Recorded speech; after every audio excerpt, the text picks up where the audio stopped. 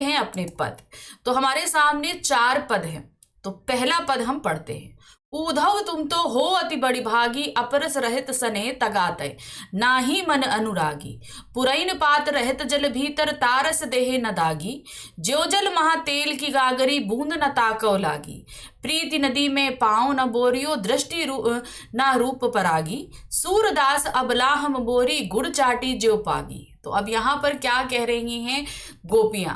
अब उद्धव लेकर आए योग संदेश, तो वो बहुत खफा हो गई। अब इस खफा होने के कारण जो है उन्होंने क्या किया, उन्होंने अब उद्धव को पर कटाक्ष करना शुरू किया। कटाक्ष करते हुए वो क्या कहती है, उद्धव तुम तो हो अति बड़ी भागी। क्या कहते हैं, उद्धव तुम तो बहुत भाग्यशाली हो। बड़भागी का तात्पर्य क्या है कि तुम तो बहुत ही भाग्यशाली हो। लेकिन ये सही में भाग्यशाली नहीं है, ये कटाक्ष उनसे कहा जा रहा है।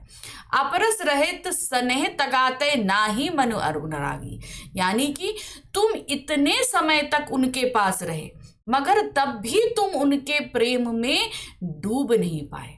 ठीक है, उनका प्रेम जो है वो तुमको छू तक ना पाया।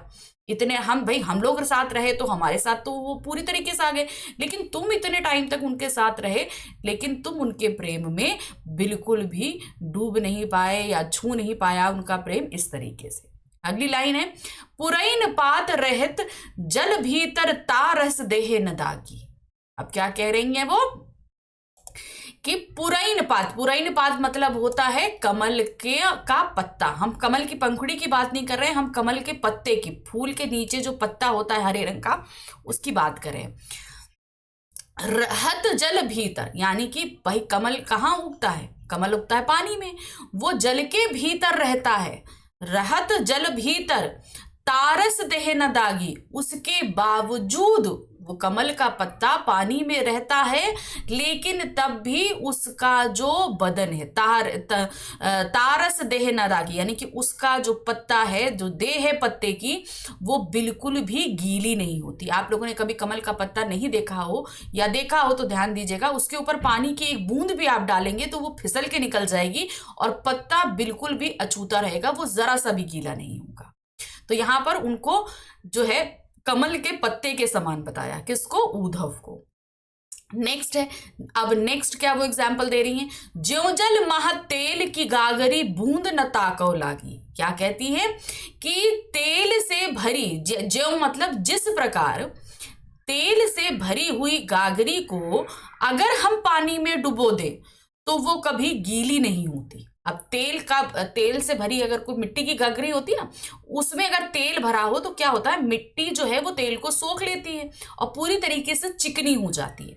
अब उस मटकी को अगर आप पानी में डुबोगे तो उसके ऊपर पानी ठहरेगा ही नहीं। तो उन्होंने नेक्स्ट एग्जाम्पल उन्हें तेल से भरी गागर के हिसाब से दिया।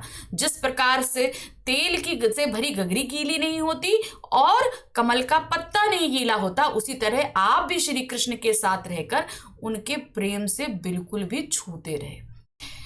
प्रीति नदी में पाँव न बोरियो, दृष्टि न रूप पराग्यो। अब यहाँ पर प्रीति नदी से तात्पर्य है श्री कृष्ण की प्रेम रूपी नदी। अब श्री कृष्ण जहां रहेंगे उनका प्रेम तो वहीं रहेगा। तो श्री कृष्ण की प्रेम रूपी नदी में तुमने जो है पैर डालने की तो बात दूर, यानी कि तुम उसमें उसको छुओ ये बात तो दूर, ये उन्होंने कहा पाँव न बोरियो, यानी कि तुमने उसमें पैर तक नहीं डाला तो छोड़ो, तुमने उस पर दृष्टि भी नहीं डाली, यानी कि उनके प्रेम की तरफ तुमने देखा भी नहीं।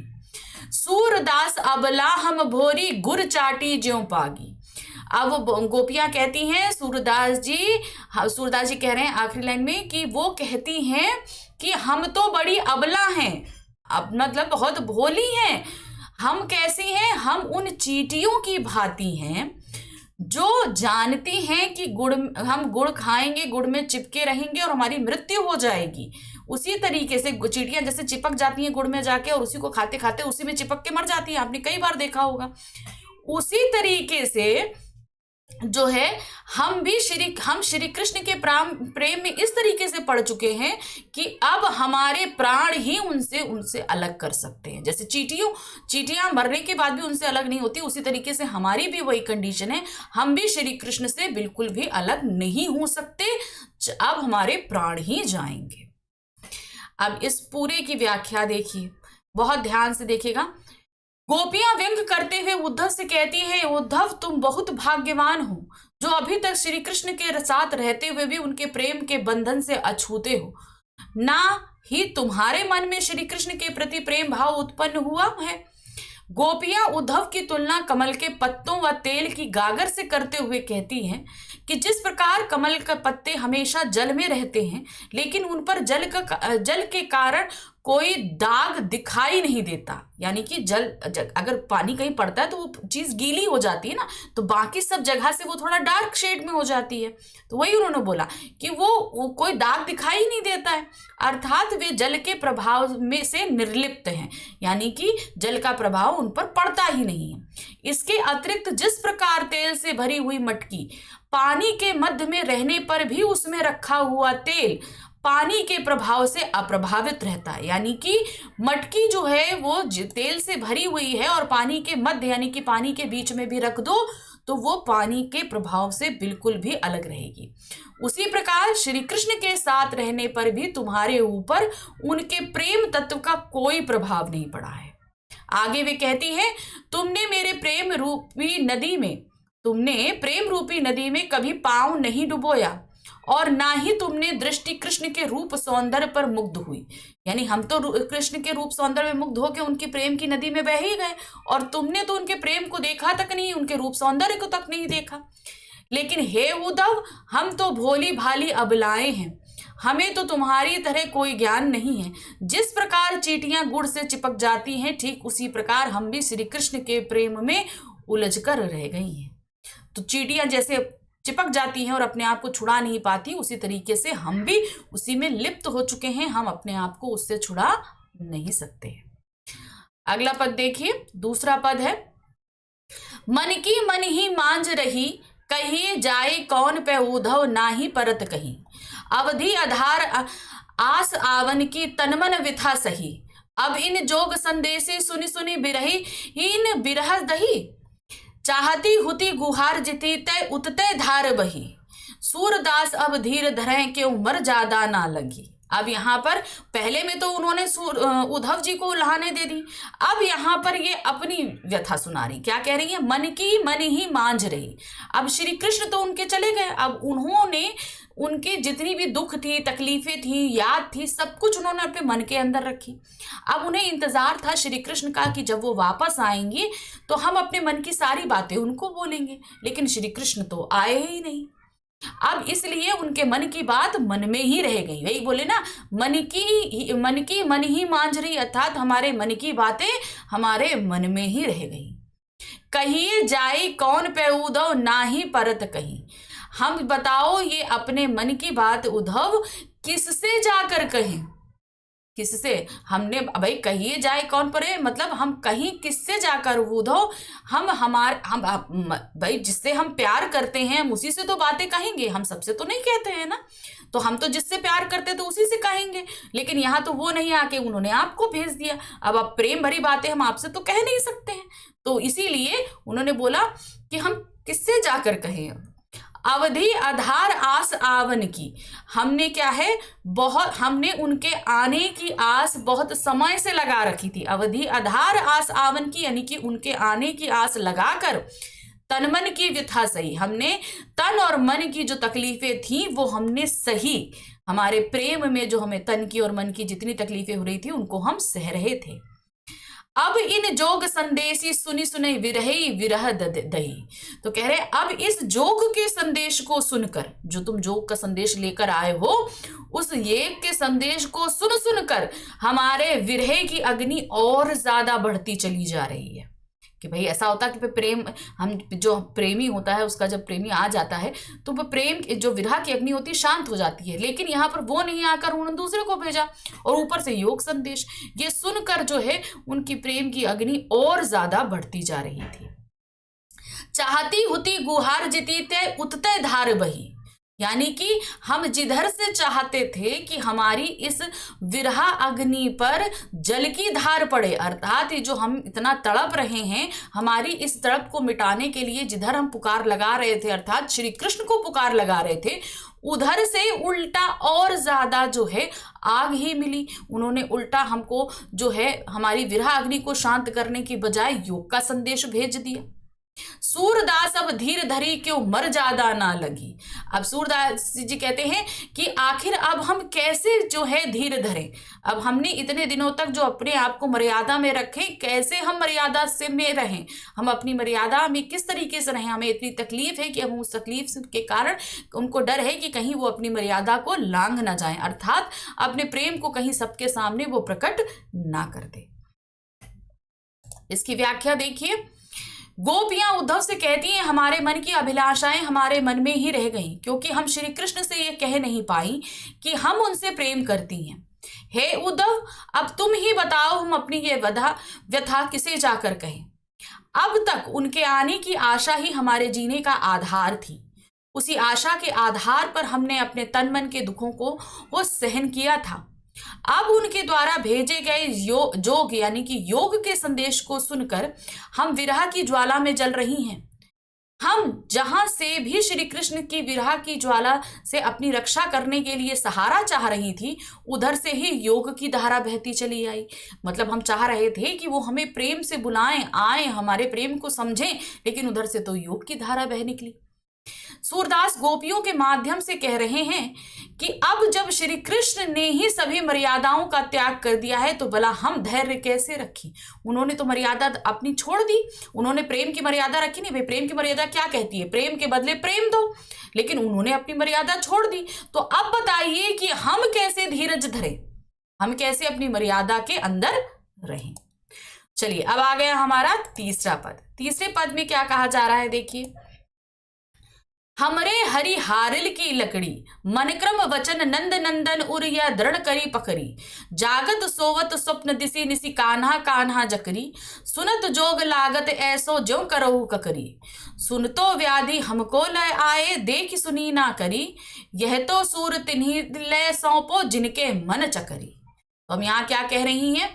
अब यहाँ पर इस पूरे पद में गोपियां श्री कृष्ण से कितना प्रेम करती हैं, इस चीज को वो बता रही हैं। उनके लिए श्री कृष्ण क्या है ये वो बता रही हैं। हमरे हरि हारिल की लकड़ी। अब हारिल की लकड़ी को समझने से मतलब समझिएगा, एक पक्षी होता है हारिल, वो क्या करता है, वो एक लकड़ी का टुकड़ा अपने पंजों में पकड़ लेता है और जब तक जीवित रहता है हमेशा वो लकड़ी उसके पास रहती है, क्योंकि उसे ये लगता है कि ये उसके जीवन का एकमात्र सहारा है। तो उसी तरीके से गोपियों ने अपने आप को हारिल पक्षी के समान कहा है और श्री कृष्ण को उस लकड़ी के समान कहा है। वो कह रहे हैं कि जिस प्रकार हारिल पक्षी एक लकड़ी को पकड़कर उसके साथ अपना पूरा जीवन समर्पित कर देते हैं और उसी को समझती हैं कि वो ही उनका जीवन का सहारा है, उसी तरीके से हमने भी श्री कृष्ण के प्रेम को उसी तरीके से पकड़ रखा है। वो ही हमारे जीवन का एकमात्र सहारा है। मन क्रम वचन नंद नंदन उर यह दृढ़ करी पकड़ी। और हमने जो है उनके प्रेम को क्या किया है, हमने मन क्रम वचन, मन कर्म और वचन से नंद के नंदन यानी कि नंद बाबा के पुत्र नंदन यानी कि श्री कृष्ण को इसी प्रकार दृढ़ करके पकड़ रखा है, अर्थात उनके प्रेम को धारण कर रखा है। जागत सोवत स्वप्न दिशी यानी कि जागते सोते, स्वप्न यानी कि सपनों में, दिवस यानी दिन में, निशी मतलब रात में, जागते सोते सपने में, दिन में, रात में हम कान्हा कान्हा जपते रहते हैं। सुनत जोग लागत ऐसो ज्यों करो ककरी। और उस पर हमारे ऊपर तो श्री कृष्ण के प्रेम का रंग चढ़ा था, उससे मीठा हमारे लिए तो कुछ नहीं है। और तो आपने जब हमें ये योग का संदेश दिया तो ये हमें कड़वी ककड़ी के समान लग रहा है, क्योंकि हमें तो प्रेम का रस चाहिए था और हमें ये बिल्कुल नापसंद है। ये हमें कड़वी ककड़ी के समान ये योग का संदेश लग रहा है। सुन तो व्याधि हमको लय आए, देख सुनी ना करी। और तुम ये योग का संदेश जो हमारे लिए लाए हो, ये इस प्रकार का रोग है जिसे ना हमने कभी देखा है और ना ही हमने कभी सुना है। यह तो सूर तिन्ही लय सौंपो, जिनके मन चक्री। तो वो कहती क्या है कि आप इस योग के संदेश को ले जाकर उनको दीजिए जिनके मन चक्री के समान चंचल है। चक्री आपने देखी ना किस तरीके से घूमती रहती है, तो वो कभी एक जगह स्थिर नहीं होती। तो जो लोगों के मन चंचल हैं, एक जगह स्थिर नहीं होते, उनको आप योग का संदेश दीजिए। हमारा मन तो एकाग्र है, हम तो सिर्फ श्री कृष्ण को ही चाहते हैं, तो हमें तो वो तो कुछ चाहिए ही नहीं उनके अलावा। तो ये आप योग का संदेश उनको दीजिए जाके जिनका मन चक्री के समान चंचल है। व्याख्या देखिए। गोपियां उद्धव से कहती है, हमारे श्री कृष्ण तो हमारे लिए हारिल पक्षी की लकड़ी के समान है। जिस प्रकार हालिर पक्षी अपने पैरों में दबाई लकड़ी को नहीं छोड़ता, उसी प्रकार हमने भी मन वचन और कर्म से श्री कृष्ण को दृढ़ता पूर्वक अपने हृदय में बसाया हुआ है। हम तो जागते सोते सपने में दिन रात कान्हा कान्हा रटती रहती हैं। हमें तो जोग का नाम सुनते ही ऐसा लगता है जैसे मुंह में कड़वी ककड़ी चली गई हो। योग रूपी जिस बीमारी को तुम हमारे लिए लाए हो, उसे हमने ना तो पहले कभी देखा है, ना उसके बारे में सुना है, और ना ही इसका कोई व्यवहार करके देखा है। सूरदास गोपियों के माध्यम से कहते हैं कि इस जोग को तो तुम उन्हीं को जाकर सौंप दो जिनका मन चक्री के समान चंचल हो। हमारा मन तो स्थिर है, वह तो सदैव श्री कृष्ण के प्रेम में ही रमा रहता है। चौथा पद है हमारे पास में, देखिए। हरि है राजनीति पढ़ी आए, समुझी बात कहत मधुकर के समाचार सब पाए। इकते अतुर चतुर हुते पहिले ही, अब गुरु ग्रंथ पढ़ाए। ए बड़ी बुद्धि जानी जो उनकी जोग संदेश पठाए। उधव भले लोग आगे के परहित डोलत धाए। अब तो अपने मन फेर पाहिए, चलत हुते चुराए। तेजो अनीति करे आपुन जे और अनीति छुड़ाए। राज धर्म तो है सूर जो प्रजा न जाहि सताए। अब यहाँ पर श्री कृष्ण को उनके धर्म की याद दिलाई जा रही है कि श्री कृष्ण ने कैसा वादा किया था और उनका राजा है वो, तो राज धर्म क्या कहता है, ये चीज है। तो देखिए क्या है, हरि है राजनीति पढ़ी आए। अब क्या है, हरि जो है हमारे अर्थात श्री कृष्ण जो है, उन्होंने राजनीति पढ़ ली है। समझे बात कहे तो मधुकर से। अब ये सारी बात क्या है, वो मधुकर से कह रहे हैं, अर्थात किससे, भंवरे से कह रहे। समाचार सब पाए, यानी कि सारा समाचार जो है वो किससे कह रही है, मधुकर से कह रही है। लेकिन किस तक पहुंच रहा है, वो उद्धव तक पहुंच रहा है, ताकि ये श्री कृष्ण तक पहुंच सके। तो ये सारी बातें क्यों कही जा रही है कि श्री कृष्ण को जाकर ये सारी बात उद्धव बताएं, इसीलिए उद्धव से ना डायरेक्ट कहकर वो भौरों से कह रही हैं। इकते अति चतुर हुते पहले, अब गुरु ग्रंथ पढ़ाए।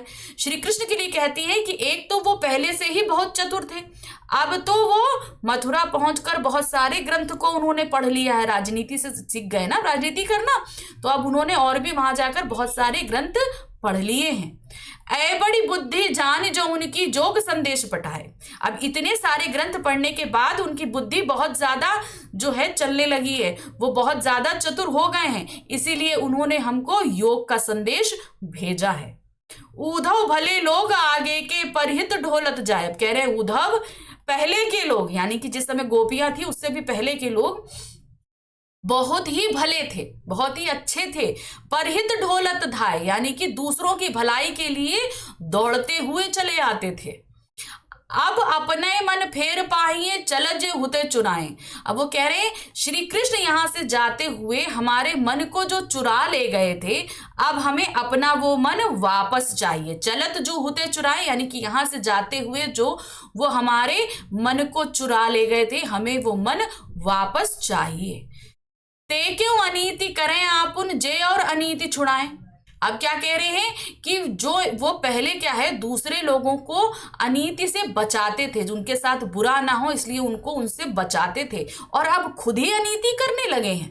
पहले बुरे किसी के साथ बुरा होता था तो उसको बचाने जाते थे, लेकिन अब क्या है, वो खुद बुरा कर रहे हैं।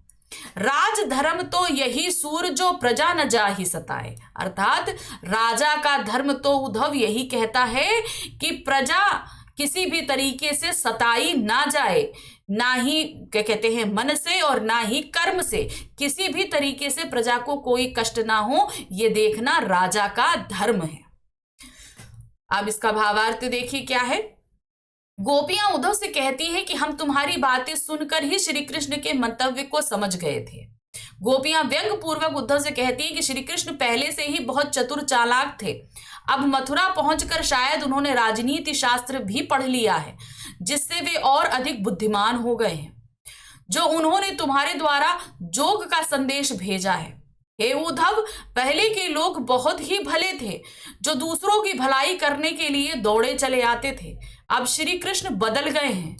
गोपियां कहती हैं वे मथुरा जाते समय हमारा मन अपने साथ ले गए थे, अब हमें वो मन वापस चाहिए।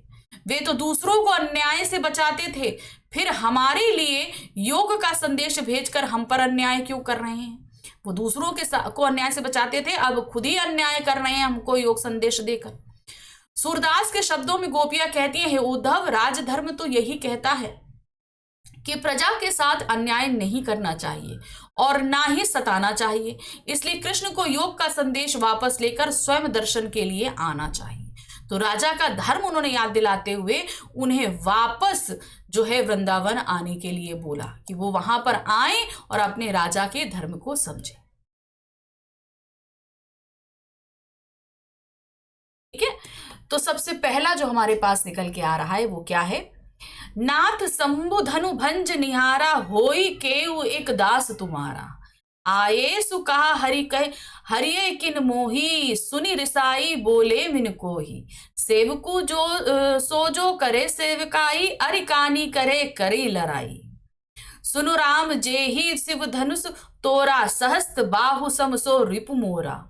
सो बिलगाऊ बिसाई समाजा, नाते मारे जाहि सब राजा। सुनी मुनि वचन लखन मुस्काने, बोले परसु धरे अवमाने।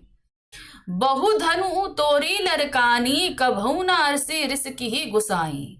जे धनुष पर ममता के होती, सुनी रसाई कहे भृगुकुल केतु। अब क्या हुआ, जब परशुराम जी सभा में उपस्थित हुए तो बहुत ज्यादा क्रोधित थे और उस क्रोध को देखते हुए वो बार बार पूछ रहे थे कि भाई ये धनुष किसने तोड़ा, किसने तोड़ा। तो उनके गुस्से को देखते हुए श्री राम जी बोले, क्या बोले, नाथ शंभु धनु भंज निहारा, होई केउ एक दास तुम्हारा। कि नाथ किसके लिए कह रहे, परशुराम जी के लिए। हे देव, इस धनुष शिव ज्ञान का शंभु धनु यानी कि शिव जी के धनुष को तोड़ने वाला आपका ही कोई दास होगा, है ना। होई केउ एक दास तुम्हारा, अर्थात आपका ही कोई एक दास होगा। आये सु कहा कहीं किन मोही, सुनी रिसाई बोले मुनि कोही। अब इतना सब बोलने के बाद जब उन्होंने बोला ना कि आपका ही जो है कोई दास होगा, इस तरीके से श्री राम जी के वचन सुनकर परशुराम जी बोले, सेवकु जो सो करे सेवकाई, यानी कि सेवक वो होते हैं जो सेवकाई का कार्य करते हैं, यानी सेवा करने का काम करते हैं। अरिकानी करें लड़ाई, और इस तरह का कर्म करने वाले लोग लड़ाई करते हैं, यानी कि जो तोड़ा ताड़ी का काम करते हैं वो लड़ाई का कार्य करते हैं। सुनो राम जे ही शिव धनुष तोड़ा। अब क्या कहते हैं, हे राम सुनो, जिसने भी ये शिव धनुष तोड़ा है, सहस्त्र बाहु समसो रिपु मेरा, सहस्त्र बाहु के समान वो मेरा दुश्मन है। सहस्त्र बाहु एक ऐसा राक्षस था जिसकी 1000 बाहें थी, उसकी बाहें काटी जाएं वो फिर पैदा हो जाएं, फिर काटी जाएं फिर आ जाए, उसको मारना बहुत मुश्किल था। तो परशुराम जी ने उनको एक एक करके सारे बाहुओं को काट डाला और फिर उसका वध कर दिया था। तो वे कह रहे हैं सहस्त्र बाहु के समान वो मेरा दुश्मन है। सो बिलगाऊ बिसाई समाजा, यानी कि इसलिए जो कोई भी है ये सारी सभा, समाजा मतलब इस सारी सभा से निकलकर अलग खड़ा हो जाए, अर्थात जिसने भी ये धनुष तोड़ा है वो पूरी सभा को छोड़कर अलग खड़ा हो जाए। नाते मारे जाहि सब राजा, नहीं तो यहाँ पर उपस्थित सारे राजा जो हैं वो मारे जाएंगे। सुनी मुनि वचन लखन मुस्काने। ये सारे परशुराम जी के वचन सुनकर लखन जो है मुस्कुराने लगे। बोले परशुधरी अभिमाने, बोले क्या, वह अभिमान से परशु को धारण करने वाले ए बहुधनु तोरी लड़काई। हमने कहा बचपन में ऐसे बहुत से धनुष तोड़े हैं। कबहू ना असी ऋषि गोई कीनी गुसाई, हमसे कभी किसी ने इस तरह से गुस्सा नहीं किया। इतने सारे धनुष तोड़ दिए मगर कभी कोई हमसे इस तरीके से गुस्सा नहीं हुआ। जे ही धनु पर ममता केहू होती, तुम्हारी इसी धनुष पर इतनी ममता क्यों है। सुनी रिसाई कहे भृगुकुल केतु। लक्ष्मण की ये सारी बात सुनकर भृगुकुल केतु अर्थात परशुराम जी, अब उनको भृगुकुल केतु के कहते हैं क्योंकि वो भृगुकुल के हैं और उन्होंने जो है ना हाथ में उन एक झंडा धारण किया हुआ है, तो उनको भृगुकुल केतु धारण कहते हैं। हमेशा वो अपने कुल का झंडा अपने साथ में रखते हैं। फरसा धनुष, और धनुष उनके कंधे पे रहता है, एक हाथ में उनकी ध्वजा रहती है और एक हाथ में फरसा रहता है। तो ये सारी बातें सुनकर जो है वो कौन बोलते हैं, परशुराम जी बोलते हैं। अब दोहा है उसके आगे क्या, हे नप बालक काल बस बोलत तो ही न संभाल, धनुहि सम त्रिपुरारी धनु विदित सकल संसार। तो बोलते हे नप बालक, हे राजा के बालक, काल के वश में आकर तुम संभल कर नहीं बोल रहे हो। धनु सम त्रिपुरारी यानी कि तुम्हें सारे धनुष के समान जो है वो शिवजी का धनुष लगता है जो पूरे विश्व में प्रसिद्ध है। अब इसका भावार्थ देखिए। परशुराम के क्रोध को देखकर जब जनक के दरबार में सभी लोग भयभीत हो गए तो श्री राम ने आगे बढ़ के कहा, हे नाथ, भगवान शिव के धनुष को तोड़ने वाला आपका कोई एक दास ही होगा। आप बताइए कि क्या आज्ञा है, आप मुझे क्यों नहीं कहते। राम के वचन सुनकर क्रोधित परशुराम बोले, सेवक वह कहलाता है जो सेवा का कार्य करता है, शत्रुता का कार्य करके तो लड़ाई ही मोल ली जाती है। हे राम, मेरी बात सुनो, जिसने भगवान शिव के इस धनुष को तोड़ा है वह सहस्त्र बाहु के समान मेरा शत्रु है। वह इस समाज अर्थात सभा को छोड़कर तुरंत अलग हो जाए, नहीं तो यहाँ उपस्थित सभी राजा मारे जाएंगे। परशुराम के इन क्रोधपूर्ण वचनों को सुनकर लक्ष्मण जी मुस्कुराए और परशुराम का अपमान करते हुए बोले, हे गोसाई, बचपन से में हमने ऐसे छोटे छोटे बहुत से धनुष तोड़ डाले थे, परंतु आपने ऐसा क्रोध तो कभी नहीं किया। इसी धनुष पर आपकी इतनी ममता क्यों है। लक्ष्मण की व्यंग भरी बातें सुनकर परशुराम क्रोधित स्वर में बोले, अरे राजा के पुत्र, मृत्यु के वश में होने से तुझे यह भी होश नहीं कि तू क्या बोल रहा है। तू संभल कर नहीं बोल पा रहा है, यानी कि तू काल के वश में है इसलिए संभल कर नहीं बोल रहा है। तो समस्त विश्व में विख्यात भगवान शिव का यह धनुष क्या तुझे बचपन में तोड़े गए धनुषों के समान ही दिखाई देता है।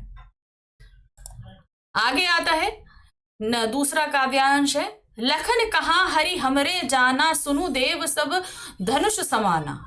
का छाती लखजून धनु तोरे, देखा राम नयन के भोरे। छुअत टूट रघुपति ना दोसु, मुनि बुनु काज करे कतरोसु। बोले चितय परसु के ओरा, रे सट सुने सुभाव न मोरा। बालुक बोले बधऊ नहीं तोरी, केवल मुनि जड़ जान ही मोरी। बाल ब्रह्मचारी अति कोही, विश्व विदित क्षत्रिय कुल द्रोही। भुजबल भूमि भूप बिनु कीना, विपुल बार मही देव दीना। सहस्त्र बाहुभुज छेंद निहारा, परसु बिलोक महिप कुमारा। तो अब यहाँ पर क्या कहते हैं, गुस्सा हो गए हैं परशुराम जी। अब क्या बोल रहे हैं लखन से, लखन कहाँ हंसी हमरे जाना, सुनु देव सब धनुष समाना। अब लखन हंसते हुए कह रहे हैं कि हमारे लिए तो देव सुनिए, हमारे लिए तो ये सारे धनुष एक ही समान हैं। का छाती लग जून धनु तोरे। अब तुम इस पुराने धनुष को छाती लाभु जून धनु तोरे, मतलब इस जो धनुष टूट गया है इसमें क्या लाभ क्या हानि। देखा राम नयन के भोरे, और राम के नयन की तरफ देखते हुए बोलते हैं लखन जी, छुअत टूट रघुपति ना दोषु, यानी कि रघुपति ने इसमें का कोई दोष नहीं, उन्होंने जैसे ही छुआ ये टूट गया। यानी कि ये पुराना था, बोले ना का छाती लघु जून धनुष ना, यानी कि क्या क्षति लागू जून धनुष, यानी कि इसमें क्या इतना पुराने धनुष के टूट जाने से क्या नुकसान है। और ये इसमें रघुपति यानी कि श्री राम का कोई दोष नहीं है, वो उनके छूते ही टूट गया। मुनि बिनु काज करत कतरोसु, तुम बिना किसी कारण के इतना गुस्सा हो रहे हो। किससे बोल रहे हैं लक्ष्मण जी? परशुराम जी से। बोले चितय परशु के ओरा, अब परशुराम जी जो है वो परशु की तरफ देखकर बोलते हैं, उनके हाथ में फरसा है ना, उसको देख के उसकी तरफ देखकर बोलते हैं। रेसठ सुनहु सुभऊ न मेरा, हे सठ, सठ मतलब हे मतलब बोलते ना शैतान बालक या जो बुरा बोलता उसके लिए, सुनो तुम मेरे स्वभाव को नहीं जानते हो। बालुक बोली बधो नहीं तोर, तुमको बच्चा समझकर मैं तुम्हारा वध नहीं कर रहा हूं, तुम्हें बालक समझ के तुम्हारा वध नहीं कर रहा हूं। केवल मुनि जड़ जानी मोही, तुम केवल मुझे मुनि जानकर मूर्खता कर रहे हो। बाल ब्रह्मचारी अति कोही, मैं कौन हूं? मैं बाल ब्रह्मचारी और बहुत ही क्रोधी हूं। विश्व विदित क्षत्रिय कुल दोही, पूरा विश्व जानता है कि मैं क्षत्रिय कुल का द्रोही हूं, यानी कि उनका दुश्मन हूं।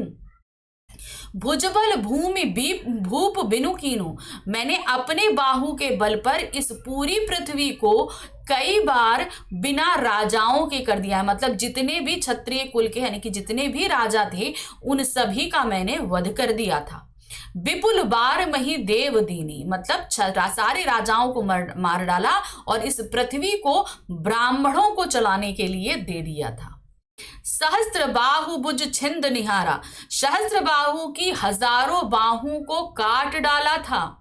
परशु विलेक महिप कुमारा, ये देखो परशु, इस परशु से ही मैंने सहस्त्र बाहु के हजारों बाहों को काट डाला था। महिप कुमार अर्थात लक्ष्मण के लिए वो बोल रहे हैं, महिप मतलब राजा और कुमार मतलब पुत्र, राजा के पुत्र अर्थात लक्ष्मण, इस फरसे की तरफ देखो, मैंने इस फरसे से ही जो है सहस्त्र बाहु की 1000 बाहों को काट डाला था। मातु पिता जान ही सोचत बस करी महिष किशोरा, गर्भन के अर्भक दलन परसु मोर अति भोरा। तुम अपने माता पिता के बारे में सोचकर हे महिप किशोर बोलो, इस फरसे के किस्से के डर से गर्भ में पल रहे बच्चे तक अपने प्राणों को त्याग देते हैं। अपने फरसे को लेकर वो डरा रहे हैं एक तरीके से। अब इसका भावार्थ देखिए क्या दिया गया है। लक्ष्मण जी हंसकर परशुराम से बोले, हे देव सुनिए, मेरी समझ के अनुसार तो सभी धनुष एक समान हैं ही होते हैं। लक्ष्मण श्री राम की ओर देख कर बोले, इस धनुष के टूटने से क्या लाभ है, क्या तथा क्या हानि है, यह बात मेरी समझ में नहीं आ रही है। श्री राम ने तो इसे केवल छुआ था, लेकिन यह धनुष तो छूते ही टूट गया, फिर इससे श्री राम का क्या दोष है मुनिवर? आप तो बिना किसी कारण क्रोध कर रहे हैं। लक्ष्मण की व्यंग भरी बातों को सुनकर परशुराम का क्रोध और बढ़ गया और वह अपने फरसे की ओर देखकर बोले, अरे दुष्ट, क्या तूने मेरे स्वभाव के विषय में नहीं सुना? मैं तुझे बालक समझकर नहीं मार रहा हूं। अरे मूर्ख, क्या तू मुझे केवल मुनि समझता है? मैं बाल ब्रह्मचारी और अत्यंत क्रोधी स्वभाव का व्यक्ति हूं। मैं पूरे विश्व में क्षत्रिय कुल के घोर शत्रु के रूप में प्रसिद्ध। मैंने अपनी इन्हीं भुजाओं के बल से पृथ्वी को कई बार राजाओं से रहित करके उसे ब्राह्मणों को दान में दे दिया था। हे राजकुमार, मेरे इस फरसे को देखकर जिससे मैंने सहस्त्र बाहु की भुजाओं को काट डाला था, अरे राजा के बालक लक्ष्मण, तू मुझसे भिड़कर अपने माता पिता को चिंता में मत डाल, अपनी मौत को ना बुला। मेरा फरसा बहुत भयंकर है, यह गर्भों में पल रहे बच्चों का भी नाश कर डालता है। अब अगला काव्यांश है। बिसही लखनु बोले मृदुबानी, अहो मुनसु महाभट मानी। पुनि पुनि मोही देख कुठारा, चाहत उड़ाऊ फूक पुहारू। इहा कुंभा बतिया कोहु नाही, जे तर्जनी देखि मरी जाए। देख कुटारु सरासन बाना, मैं कुछ कहा सहित अभिमाना। भृगुसुत समझू जनेहु बिलोकी, जो कुछ कहूँ सहो हृस रोकी। सुर महिसुर हरिजन अरुगाई, हमरे कुल इन पर ना सुराई। बंधे पाप अपकीर्ति हारे, मार तु पारे परे तुम्हारे। कोटि कुलुस सम वचन तुम्हारा, व्रत धरो धनुष बाण कुठारा। अब क्या है, इतनी सारी बात सुनने के बाद लक्ष्मण जी बोलते हैं, बिसही लखन बोले मृदुवानी। इतना सुनने के बाद लक्ष्मण जी मीठी वाणी में बोलते हैं, अहो मुनि से महाभट्ट मानी। हम मान गए मुनिवर, आप बहुत अभिमानी हैं। पुनि पुनि मुझे दिखाओ कुठारा, बार बार आप मुझे अपना कुठार दिखा रहे हैं।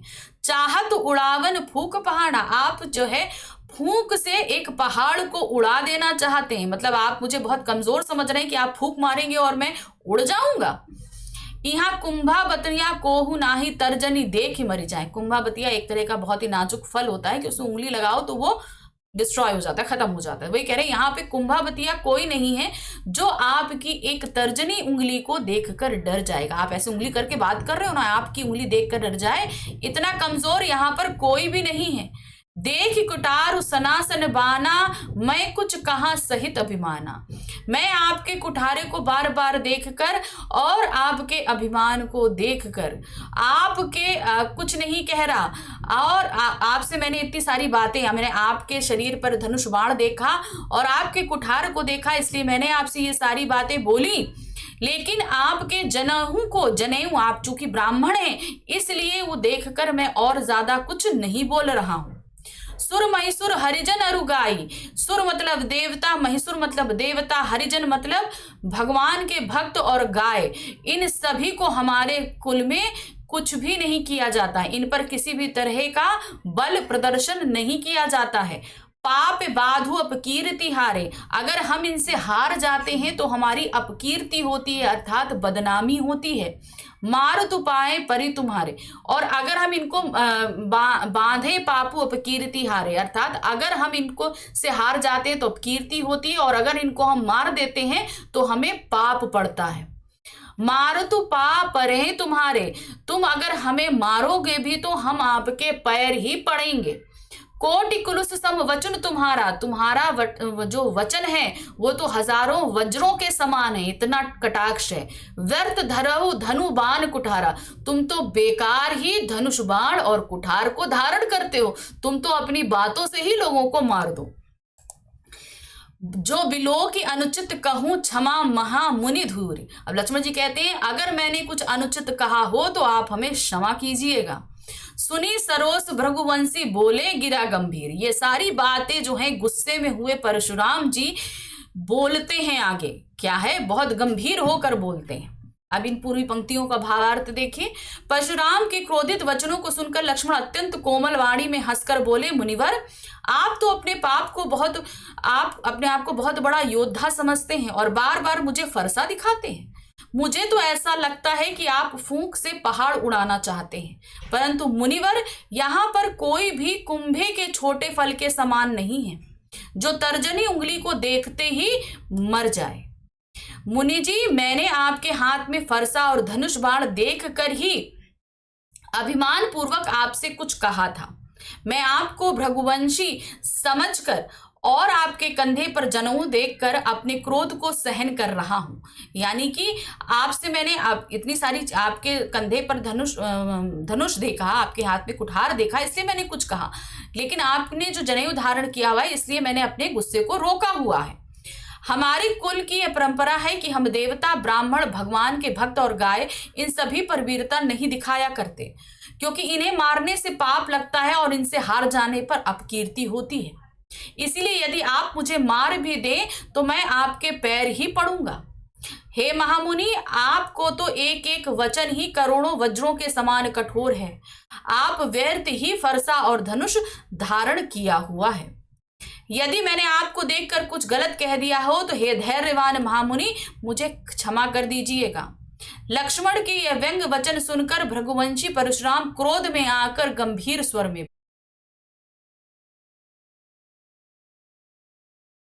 चलिए अब हम इनकी जो कविता इस पाठ में हमारे सामने आई है उसको हम देखते हैं। मधुप गुनगुनाकर कह जाता कौन कहानी यह अपनी, मुरझाकर गिर रही पत्तियां देखो कितनी आज घनी। इस गंभीर अनंत नीलिमा में असंख्य जीवन इतिहास, यह लो करते ही रहते हैं अपना व्यंग मलिन उपहास। तब भी कहते हो कह डालू दुर्बलता अपनी बीती, तुम सुनकर सुख पाओगे देखोगे यह गागर रीति। किंतु कहीं ऐसा ना हो तुम ही खाली करने वाले, अपने को समझो मेरा रसले अपनी भरने वाले। तो आपको ये पता है कि कवि से बोला गया आत्मकथा लिखने को, लेकिन उन्होंने आत्मकथा लिखने के उन्होंने बोला कि मेरे जीवन में ऐसा कुछ है नहीं कि मैं लिखूं, तो उसको उन्होंने मना किया, उसको ना लिखने के रीजन बताए और उनके जीवन में जो कुछ थोड़ा बहुत है उसे, इन सभी को मिला जुला कर उन्होंने इस आत्मकथा कविता का निर्माण किया। तो अभी वो क्या कह रहे हैं, मधुप गुनगुनाकर कह जाता कौन यह कहानी यह अपनी। तो उन्होंने अपनी कहानी जो है वो भौरे के माध्यम से कहनी शुरू करी। मधुप मतलब भौरा। कहते हैं कि मेरी जो ये कहानी है वो एक भौरा भी गुनगुनाकर व्यक्त कर सकता है। मुरझाकर गिर रही पत्तियां देखो कितनी आज घनी। तो उनके जीवन में जो कुछ भी घटित हुआ है, जो चीजें हैं, यादें हैं, वो सभी मुरझाकर उनके जीवन से गिर रही हैं। अर्थात उनके जीवन में बहुत सारी दुख भरी यादें हैं जो धीरे धीरे करके उनके आंखों के सामने से जा रही हैं। इस गंभीर अनंत नीलिमा में असंख्य जीवन इतिहास है। अर्थात इस पूरे विश्व में बहुत सारे लोगों द्वारा लिखा हुआ उनका अपना इतिहास है। अर्थात बहुत सारे लोगों ने आत्मकथा लिखी हुई है। यह लोग करते ही रहते अपना व्यंग मलिन उपहास, यानी कि उन लोगों ने जो अपने जीवन का इतिहास लिखा उसको लोग देख कर पढ़ कर जो है उपहास करते रहते हैं। बहुत सारी चीजें सीखने की होती है, लेकिन बहुत सारे जब आत्मकथा लिखी जाती है तो हम अपनी कमजोरियां भी उजागर करते हैं, उसमें खाली उपलब्धियां नहीं लिखनी होती।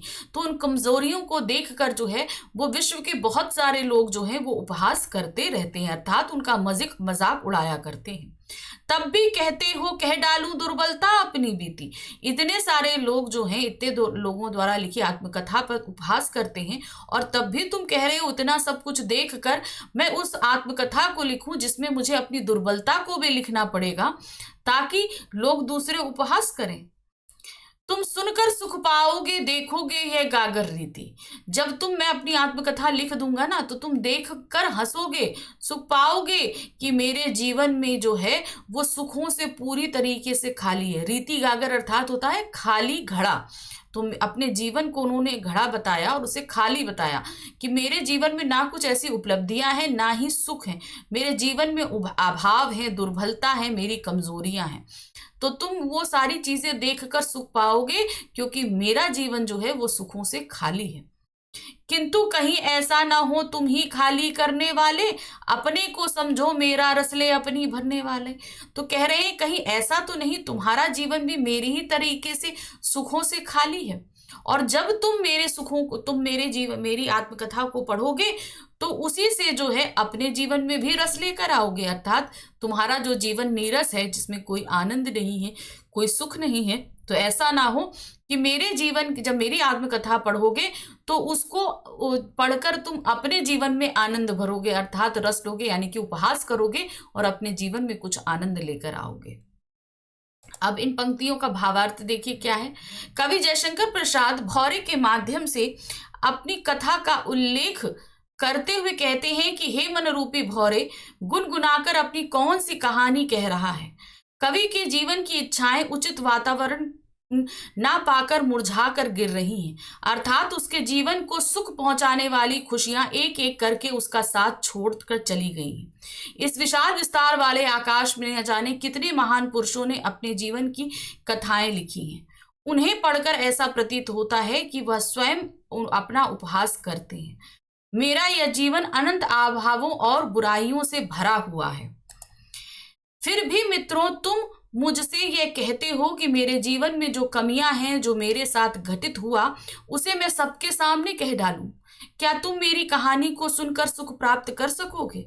मेरा मन तो खाली गागर के समान है जिसमें कोई भाव नहीं है। कहीं तुम्हारा मन भी तो मेरी तरह भावों से खाली नहीं है और तुम मेरे भावों द्वारा अपने मन के खालीपन को भरना चाहते हो। अर्थात ऐसा तो नहीं कि मेरे खाली जीवन को देखकर तुम्हें सुख प्राप्त होगा। अब आते हैं अगले पर, काव्यांश पर। यह विडंबरा अरि सरलते तेरी हंसी उड़ाऊं मैं, भूले अपनी यह प्रवंचा औरों को दिखलाऊं मैं। उज्जवल गाथा कैसे गाऊं मधुर चांदनी रातों की, अरे खिलखिलाकर हंसते होने वाली उन बातों की। मिला कहाँ वह सुख जिसका मैं स्वप्न देख कर जाग गया, आलिंगन में आते आते मुस्काकर जो भाग गया। तो बाकी कहते हैं, यह विडंबना अरि सरलते तेरी हंसी उड़ाऊं, भूले अपनी वह प्रवंचना औरों को दिखलाऊं। तो ये कह रहे हैं ये बहुत बड़ी विडंबना है, बहुत बड़ा दुख है कि मैं अपनी कहकर और अपनी ही हंसी उड़वाऊं, अर्थात मैं अपनी आत्मकथा लिखूं, उसमें सारी अपनी कमजोरियों को लिखूं और अपनी ही हंसी उड़ाऊं। भूले अपनी यह प्रवंचना औरों को दिखलाऊं, अर्थात जिन दुखों को मैं भूल चुका हूं उन्हें याद करूं, लिखूं और दूसरों को भी मैं वो सारे दुख दिखलाऊं।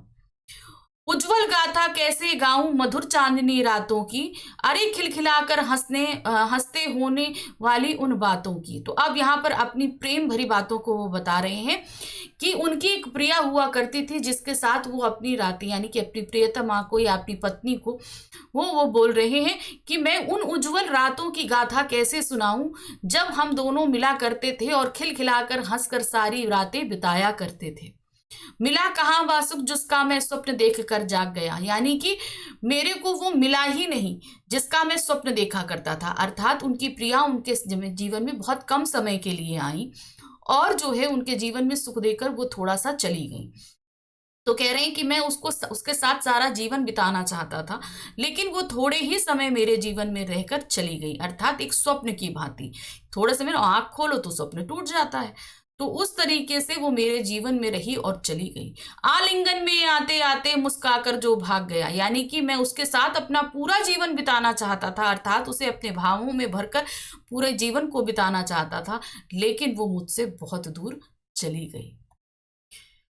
अब इसकी व्याख्या देखिए। कवि कहता है कि यह तो दुर्भाग्य की बात होगी कि सरल मन वाले की मैं हंसी उड़ाऊं। मैं तो अभी तक स्वयं दूसरों के स्वभाव को ही नहीं समझ पाया हूं।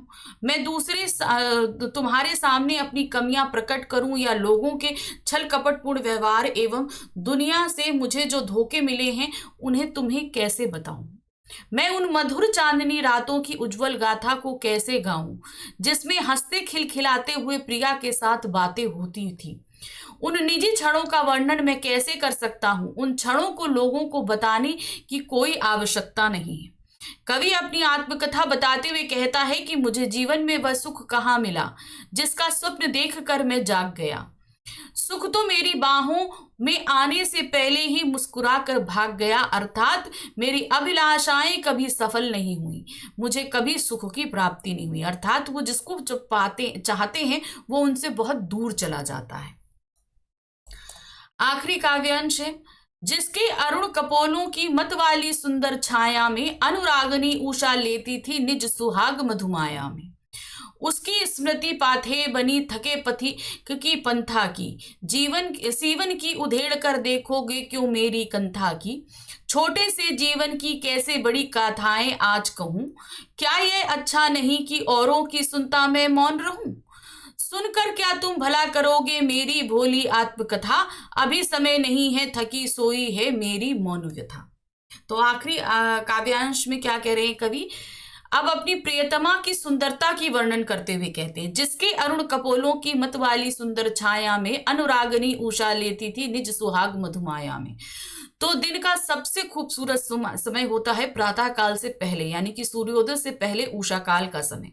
तो वो कह रहे हैं उस काल में भी उषा जो अपनी लालिमा बिखेरती थी, वो लालिमा वो उनकी प्रियतमा के गुलाबी गालों से लिया करती थी। उनकी प्रियतमा के गाल इतने सुंदर थे कि उसकी सुंदरता को लेकर जो है वो अपने आप को सजाया करती थी उषा, अर्थात प्रातः काल से पहले के समय के बारे में। उनकी स्मृति पाथे बनी थकिक पथिक की पंथा की, यानी कि उनकी प्रिया की जो यादें हैं वो उनके लिए उसी तरीके से कार्यरत हैं जैसे एक पथिक होता है, बहुत थक जाता है और बैठ जाता है सुस्ताने वो एक घनी छांव में। उसी तरीके से वो अपने जीवन में जब थक जाते हैं तो अपनी प्रिया की यादों में बैठकर उसे सुस्ताते हैं, उसके बारे में देखकर उन्हें थोड़ा सा हल्का महसूस होता है। सीवन को उधेड़ कर देखोगे क्यों मेरी कंथा को, अर्थात मेरे जीवन की जो चीजें बीत चुकी हैं उन्हें तुम दोबारा क्यों उधेड़ना चाहते। सीवन उधेड़ना मतलब सिलाई खोलना, तो वही उन्होंने कहा जो चीजें पास्ट में बीत चुकी हैं जो उनको तुम फिर से याद करके तुम क्या पाओगे, यानी सीवन उधेड़ कर तुम मेरे जीवन की क्या पाओगे। छोटे से जीवन की कैसे बड़ी कथाएं आज कहूं, मेरा जीवन बहुत छोटा है लेकिन इसमें जो अभाव हैं वो बहुत बड़े बड़े हैं, मैं उनको कैसे कहूं। क्या ये अच्छा नहीं कि औरों की सुनता मैं मौन रहूं, क्या ये बहुत अच्छा नहीं है कि मैं औरों की आत्मकथा को सुनता रहूं, उनकी रचनाओं को सुनता रहूं लेकिन मैं मौन रहूं। सुनकर क्या तुम भला करोगे मेरी भोली आत्मकथा, तुम आखिर इतने लोग हैं उनकी आत्मकथाओं को पढ़ो, मेरी ऐसी भोली जिसमें भी कुछ भी नहीं है ऐसी आत्मकथा को पढ़कर तुम क्या करोगे। अभी समय भी नहीं है थकी सोई मेरी मौन व्यथा, अर्थात मेरे जीवन के दुख जो हैं वो अभी सोए पड़े हैं, उनको मत जगाओ, अभी समय नहीं आया है कि मैं अपनी आत्मकथा को लिखूं। अब इसे आखिरी काव्यांश के भावार्थ को देखिए। कवि अपनी प्रिया के सौंदर्य का वर्णन करते हुए कहता है कि उसके लालिमा युक्त गालों को देखकर ऐसा लगता था जैसे प्रेम बिखेरती उषा उदित हो रही हो, अर्थात ऐसा लगता है जैसे उषा भी अपनी लालिमा उसी से लिया करती थी। आज मैं उसकी ही यादों का सहारा लेकर अपने जीवन के रास्ते की थकान को दूर करता हूँ, अर्थात मैं बहुत ज्यादा परेशान हो जाता हूँ, थक जाता हूँ तो अपनी प्रियतमा को ही याद करता हूँ, अर्थात उसी की यादें मेरे थके हुए जीवन का सहारा बनी है। मेरे जीवन में सुख के ऐसे पल कभी नहीं आए जिनसे तुम प्रेरित हो सको, इसीलिए क्यों तुम मेरे जीवन की कहानी को खोल कर अर्थात उधेड़ कर देखना चाहते हो। मेरे इस छोटे से जीवन में अभावों से भरी बड़ी बड़ी कथाएं हैं, मैं अपने जीवन की उन सामान्य गाथाओं को कैसे कहूं। मेरे लिए यही अच्छा रहेगा कि मैं दूसरे महान लोगों की कथाओं को सुनता रहूं और अपने बारे में चुप रहूं। भला तुम मेरी भोली भाली आत्मकथा को सुनकर क्या प्रेरणा प्राप्त कर सकोगे। मेरा दुख इस समय शांत है, वह अभी थक कर सोया है, इसलिए अभी आत्मकथा को लिखने का उचित वक्त नहीं आया। चलिए अब उनकी पहली जो कविता है उत्साह, उसको हम पढ़ना शुरू करते हैं। बादल गरजो घेर घेर घोर गगनदर धराधर और ललित ललित काले घुंघराले बाल कल्पना से पाले। विद्युत छवि उर्मे कवि नवजीवन वाले वज्र छिपा नूतन कविता फिर भर दो बादल गरजो। तो अब यहाँ पर आप सभी तरफ देख रहे हैं कि उन्होंने बादल को बरसने को नहीं पहले गरजने को कहा है। क्या कह रहे हैं वो, पहले बादल को गरजने को कह रहे हैं। क्या कहते हैं, बादल गरजो यानी कि खूब जोर से आवाज करो, घेर घेर घोर गगन धराधरो यानी कि घेर घेर लो, यानी कि पूरे गगन को पूरी तरीके से घेर लो, घोर गगन को घेर लो, इतना बड़ा जो गगन है उस पर तुम पूरी तरीके से घने रूप में उसको घेर लो। धराधरो अर्थात बादल, धराधरो किसको बोला गया है, बादलों को बोला गया है। यानी कि धरा मतलब क्या होता है, पृथ्वी होता है, धर मतलब ऊपर होता है, तो धराधर धरा के ऊपर क्या हुआ, बादल हुआ।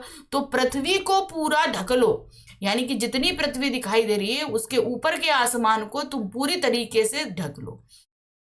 ललित ललित ललित ललित काले घुंघराले बाल कल्पना कैसे पाले। तो यहाँ पर क्या बोल रहे हैं, वो दो उपमाएं उन्होंने दी हैं। पहली है वो जैसे दिखते हैं बादल, जब बादल आसमान में छाते हैं तो कैसे होते हैं, छोटे बच्चों के जो बाल होते हैं ना, जो नए नए बाल निकले होते हैं, कैसे वो घुंघराले घुंघराले होते हैं। तो वही ललित ललित अर्थात नए नए, काले घुंघराले किस तरीके से, जो बच्चों के जो काले घुंघराले नए नए निकले से बाल होते हैं, तुम इस तरीके से देखने में आसमान में लगते हो। बाल कल्पना से पाले, अब बाल कल्पना का तात्पर्य बाल, जो बच्चों की जो कल्पना होती है उसकी कोई सीमा नहीं होती, उसी तरीके से तुम उस तरीके से फैले हो जिसकी कोई भी सीमा नहीं है। विद्युत छवि उर्मे कवि नव जीवन वाले। तो तुम्हारे हृदय में विद्युत भरी हुई है। अब बादल जब छाते हैं तो उसमें क्या होती है, बहुत ज्यादा बिजली भी कड़कती है, आवाज आती है, आपने देखी भी होगी। तो वो क्या कह रहे हैं, जिस तरीके बादल जो है तुम्हारे हृदय में जो है बिजली भरी हुई है, किस तरीके से, जैसे कवि जो हैं वो नव जीवन वाले, वज्र छिपा नूतन कविता, अर्थात जो कवि होता है जो नई अपने विचारों में जिसके पूरी तरीके से उग्रता भरी होती है और वो नई कविता का जो जन्म करता है, जन्म देता है, वो नया जीवन देता है उन लोगों को जो हतोत्साहित हो चुके थे, जिनके अंदर के उत्साह मर चुका होता है। तुम जो है उसी कवि की कविता की भांति तुमने अपने हृदय में वज्र छिपा रखा है, बिजली को छिपा रखा है, क्योंकि तुम भी जो है वो लोगों को नया जीवन देने वाले हो। तो यहाँ पर अब उन्होंने उसने बादलों ने जो बिजली है उसकी कल्पना उन्होंने क्या करी है कि जिस तरीके से कवि के मन में जो विचार आते हैं वो भी उसी बिजली की तरह कड़कते हैं। वज्र छिपा नूतन कविता, तो जैसे वो नई कविता का, अपने उग्र विचारों से कवि नई कविता का निर्माण करता है, उसी तरीके से उस बिजली से तुम वज्र गिराते हो। उस बिजली से क्या करते हो, वज्र गिराते हो। फिर भर दो बादल गरजो, तो वज्र छिपा लो, अर्थात क्या होता है, अब जहां पर भी बिजली गिरती है वहां पे विध्वंस होता है। क्या होता है, वहां सब कुछ तबाह होता है, लेकिन हमेशा के लिए तो तबाह नहीं होता।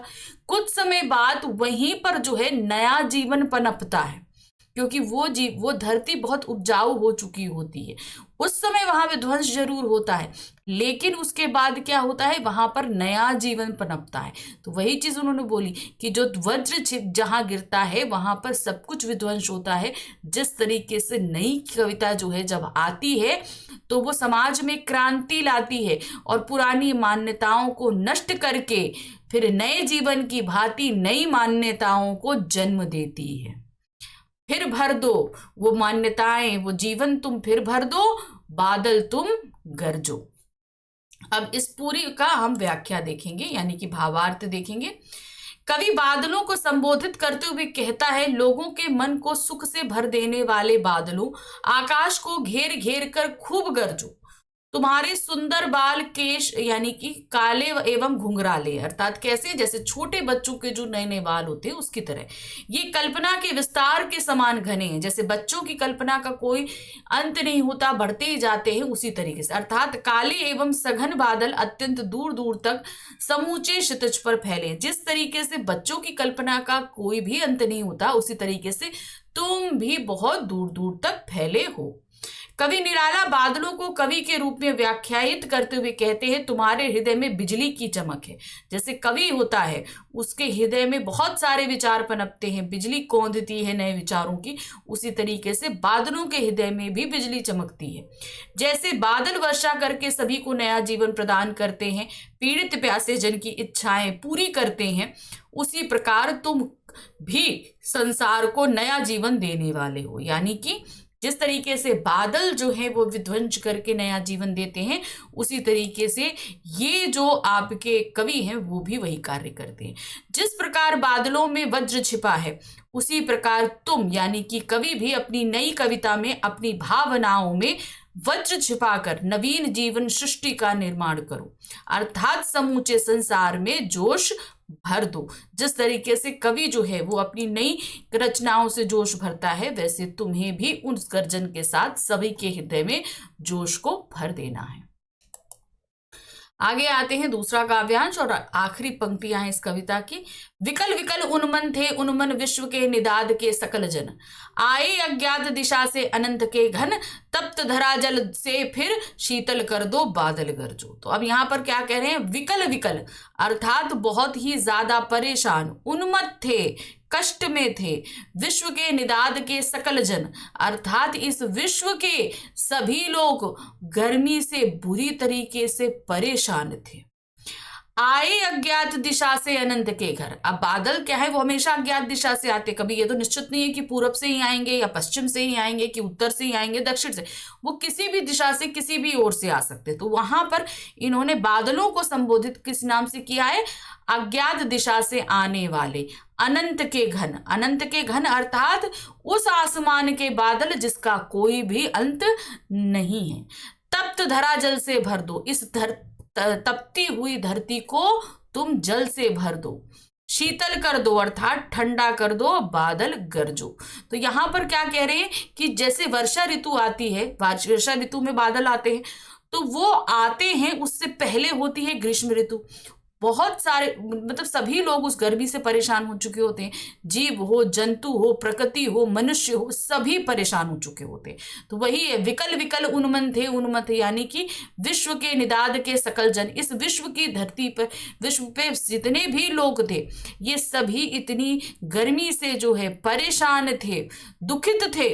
तुम जो है इसको फिर से ठंडा कर दो। अब इसका द्वि अर्थ ही समझिए, अत्याचार से, अनाचार से, पाप से, शोषण से ये धरती के सभी लोग बहुत ज्यादा परेशान हैं। तो क्रांति अर्थात बादलों, क्रांति क्या करो, बादलों, तुम लोग आओ और यहाँ पर जो है क्रांति लाओ, बदलाव लाओ, ताकि यहाँ के लोग जो हैं वो ठीक से शांति से रह सके। तो यहाँ पर द्विअर्थ ही निकल रहा है, ये आपको ध्यान रखना पड़ेगा। एक तो गर्मी के प्रतीक बताया गया है, दूसरा धरती पर होने वाले शोषण के रूप में भी बताया गया है। अब इसका भावार्थ देखिए, कवि कहता है चारों ओर वातावरण में बेचैनी व्याप्त थी, लोगों के मन भी दुखी थे, इसीलिए वह बादलों को कहता है, लोगों के मन को सुख से भर देने वाले बादलों, आकाश को घेर घेर कर गरजो। संसार के सभी प्राणी भयंकर गर्मी के कारण बेचैन और उदास हो रहे हैं। आकाश की अज्ञात यानी कि अनजान दिशा से आए हुए घने बादलों, तुम बरस कर गर्मी से तपती धरती को फिर से ठंडा करके लोगों को सुखी कर दो। तो यहाँ पर जो बताया गया है कि बादलों को आह्वान किया जा रहा है इस धरती के जितने लोग दुखी हैं उन सभी को सुखी करने के लिए। अब आ जाती है हमारी दूसरी कविता, अट नहीं रही। अब इसको पढ़ लें पहले सबसे। अट नहीं रही है आभा फागुन की तन, सट नहीं रही है, कहीं सांस लेते हो घर घर भर देते हो, उड़ने को नभ में तुम पर कर देते हो। आंख हटाता हूं तो हट नहीं रही है, पत्तों से लदी डाल, कहीं हरी कहीं लाल, कहीं पड़ी है उर में मंद गंध पुष्पमाल, पाट पाट शोभा श्री पट नहीं रही। तो अब यहाँ सूर्यकांत त्रिपाठी निराला जी ने फागुन मास में जो प्रकृति में जो इतनी सुंदरता छाई रहती है उसको बहुत ही अच्छे सुंदर शब्दों में बोला है। क्या बोल रहे हैं, अट नहीं रही। अट नहीं रही मतलब होता है कि समा नहीं पा रही है। आभा फागुन की तन, यानी कि फागुन को क्या बोला है उन्होंने, एक स्त्री का रूप दे दिया। क्या बोल दिया, एक स्त्री का रूप दे दिया कि इतना जो फागुन रूपी स्त्री है उसकी सुंदरता उसके तन में समा नहीं पा रही है, वो इतनी सुंदर है। सट नहीं रही है अर्थात समा नहीं पा रही, कहीं सांस लेते हो घर घर भर देते हो। अब क्या होता है, फागुन मास में जो फूल हैं वो क्या होते हैं, वो हर जगह खिल जाते हैं, कोई भी जगह हो, घर के अंदर हो, बाहर हो, कहीं पर भी। वही बोला, कहीं सांस लेते हो मतलब तुम कहीं पर भी जन्म लेकर सांस लेते हो, घर घर भर देते हो, यानी सभी लोगों के घरों के अंदर और बाहर तुम उग जाते हो। उड़ने को नभ में तुम पर कर देते हो, यानी कि चारों तरफ इतनी सुंदरता है कि इसको देखकर जैसे कि पक्षी उड़कर इस प्रकृति का पूरी तरीके से सौंदर्य को ग्रहण कर रहे हैं, वैसा ही मेरा मन हो रहा है कि मुझे भी पर मिल जाएं और इस पूरी सुंदरता को मैं ठीक से देख सकूं। आंख हटाता हूं तो अट नहीं रही है, अर्थात यहाँ पर इतनी सुंदरता है कि मैं अपनी आंख हटाकर कहीं और कुछ देखना चाहूं तो मेरी आंख यहां से हटकर वहां नहीं जा पा रही है। पत्तों से लदी डाल, कहीं हरी कहीं लाल। तो अब क्या होता है, जब फागुन मास आता है तो उस दौरान जो है, उससे पहले पतझड़ आकर सारी पत्तियां झड़ चुकी होती हैं। तो वही चीज उन्होंने बोला कि जो डाल है वो कहीं पर हरी है और कहीं पर लाल है, अर्थात उस पे हरे हरे पत्ते भी खिल रहे हैं और जो है उस पे लाल लाल पत्ते और फूल भी खिल रहे हैं। तो इसीलिए वो कहीं पर तो हरी लग रही है पत्तों के कारण और उगे हुए फूलों के कारण वो लाल लग रही है। कहीं पड़ी है उर में मंद गंध पुष्पमाल। तो यहाँ चारों तरफ जो गंध फैली हुई अर्थात फूल है, चारों तरफ सुगंध है तरह तरह की, तो वही कह रहे हैं कि वो जो हल्की हल्की, मंद अर्थात धीमी धीमी, गंध अर्थात सुगंध, पुष्प माल यानी फूलों की माला। तो चारों तरफ ये जो फूल खिले हुए हैं, जैसे लग रहा है फागुन रूपी स्त्री पर किसी ने फूलों की माला पहना दी है।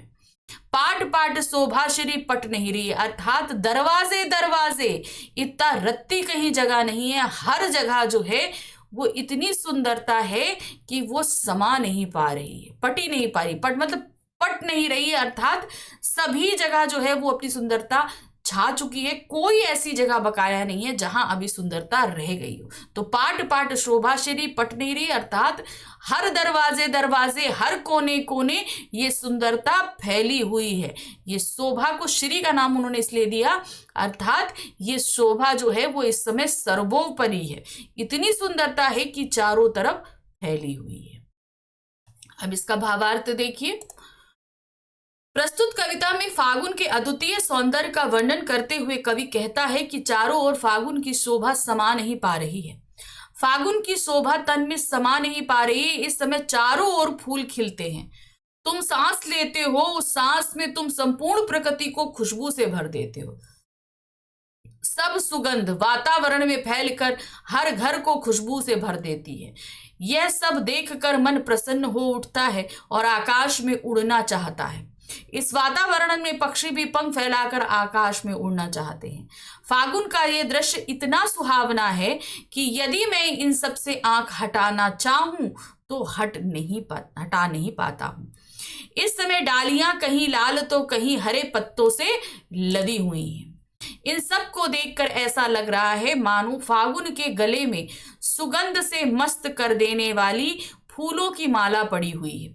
इस प्रकार जगह जगह फागुन का सौंदर्य बिखरा हुआ है कि वह सौंदर्य समा नहीं पा रहा, मतलब इतना सौंदर्य है कि वो पूरी प्रकृति में अच्छी तरीके से समा भी नहीं पा रहा है। मुस्कान, तो इसको पढ़ेंगे। देखिए यहाँ पर क्या दिया गया है। तुम्हारी ये दंतुरत मुस्कान मृतक में भी डाल देगी जान। धूल धूसर तुम्हारे ये गात छोड़कर तालाब मेरी झोपड़ी में खिल रहे जलजात। परस पाकर तुम्हारा ही प्राण पिघलकर जल बन गया हो कठिन पाषाण। छू गया तुमसे कि झरने लगे शेफालिका के फूल, बांस था कि बबूल। तो यहाँ पर दिया हुआ है, सबसे पहले ये समझिएगा कि जो हमारे कवि नागार्जुन हैं, जैसा कि हमने पढ़ा कि वो घुमक्कड़ प्रवृत्ति के व्यक्ति रहे हैं, मतलब वो अपने घर में बहुत कम रहे और इधर उधर घूमते रहे। इसी कारण से जब उनके बच्चे का जन्म हुआ तब तो वो थे, लेकिन उसके बाद वो चले गए। अब बच्चा तो धीरे धीरे बड़ा हो गया और काफी समय बाद जो है वो हमारे कवि वापस लौटे। अब जब वापस लौटे तो बच्चा इन्हें पहचान नहीं रहा और इन्होंने भी बच्चे को मुस्कुराते हुए पहली बार देखा। कब देखा? तब बच्चे के छोटे छोटे दांत आ गए थे।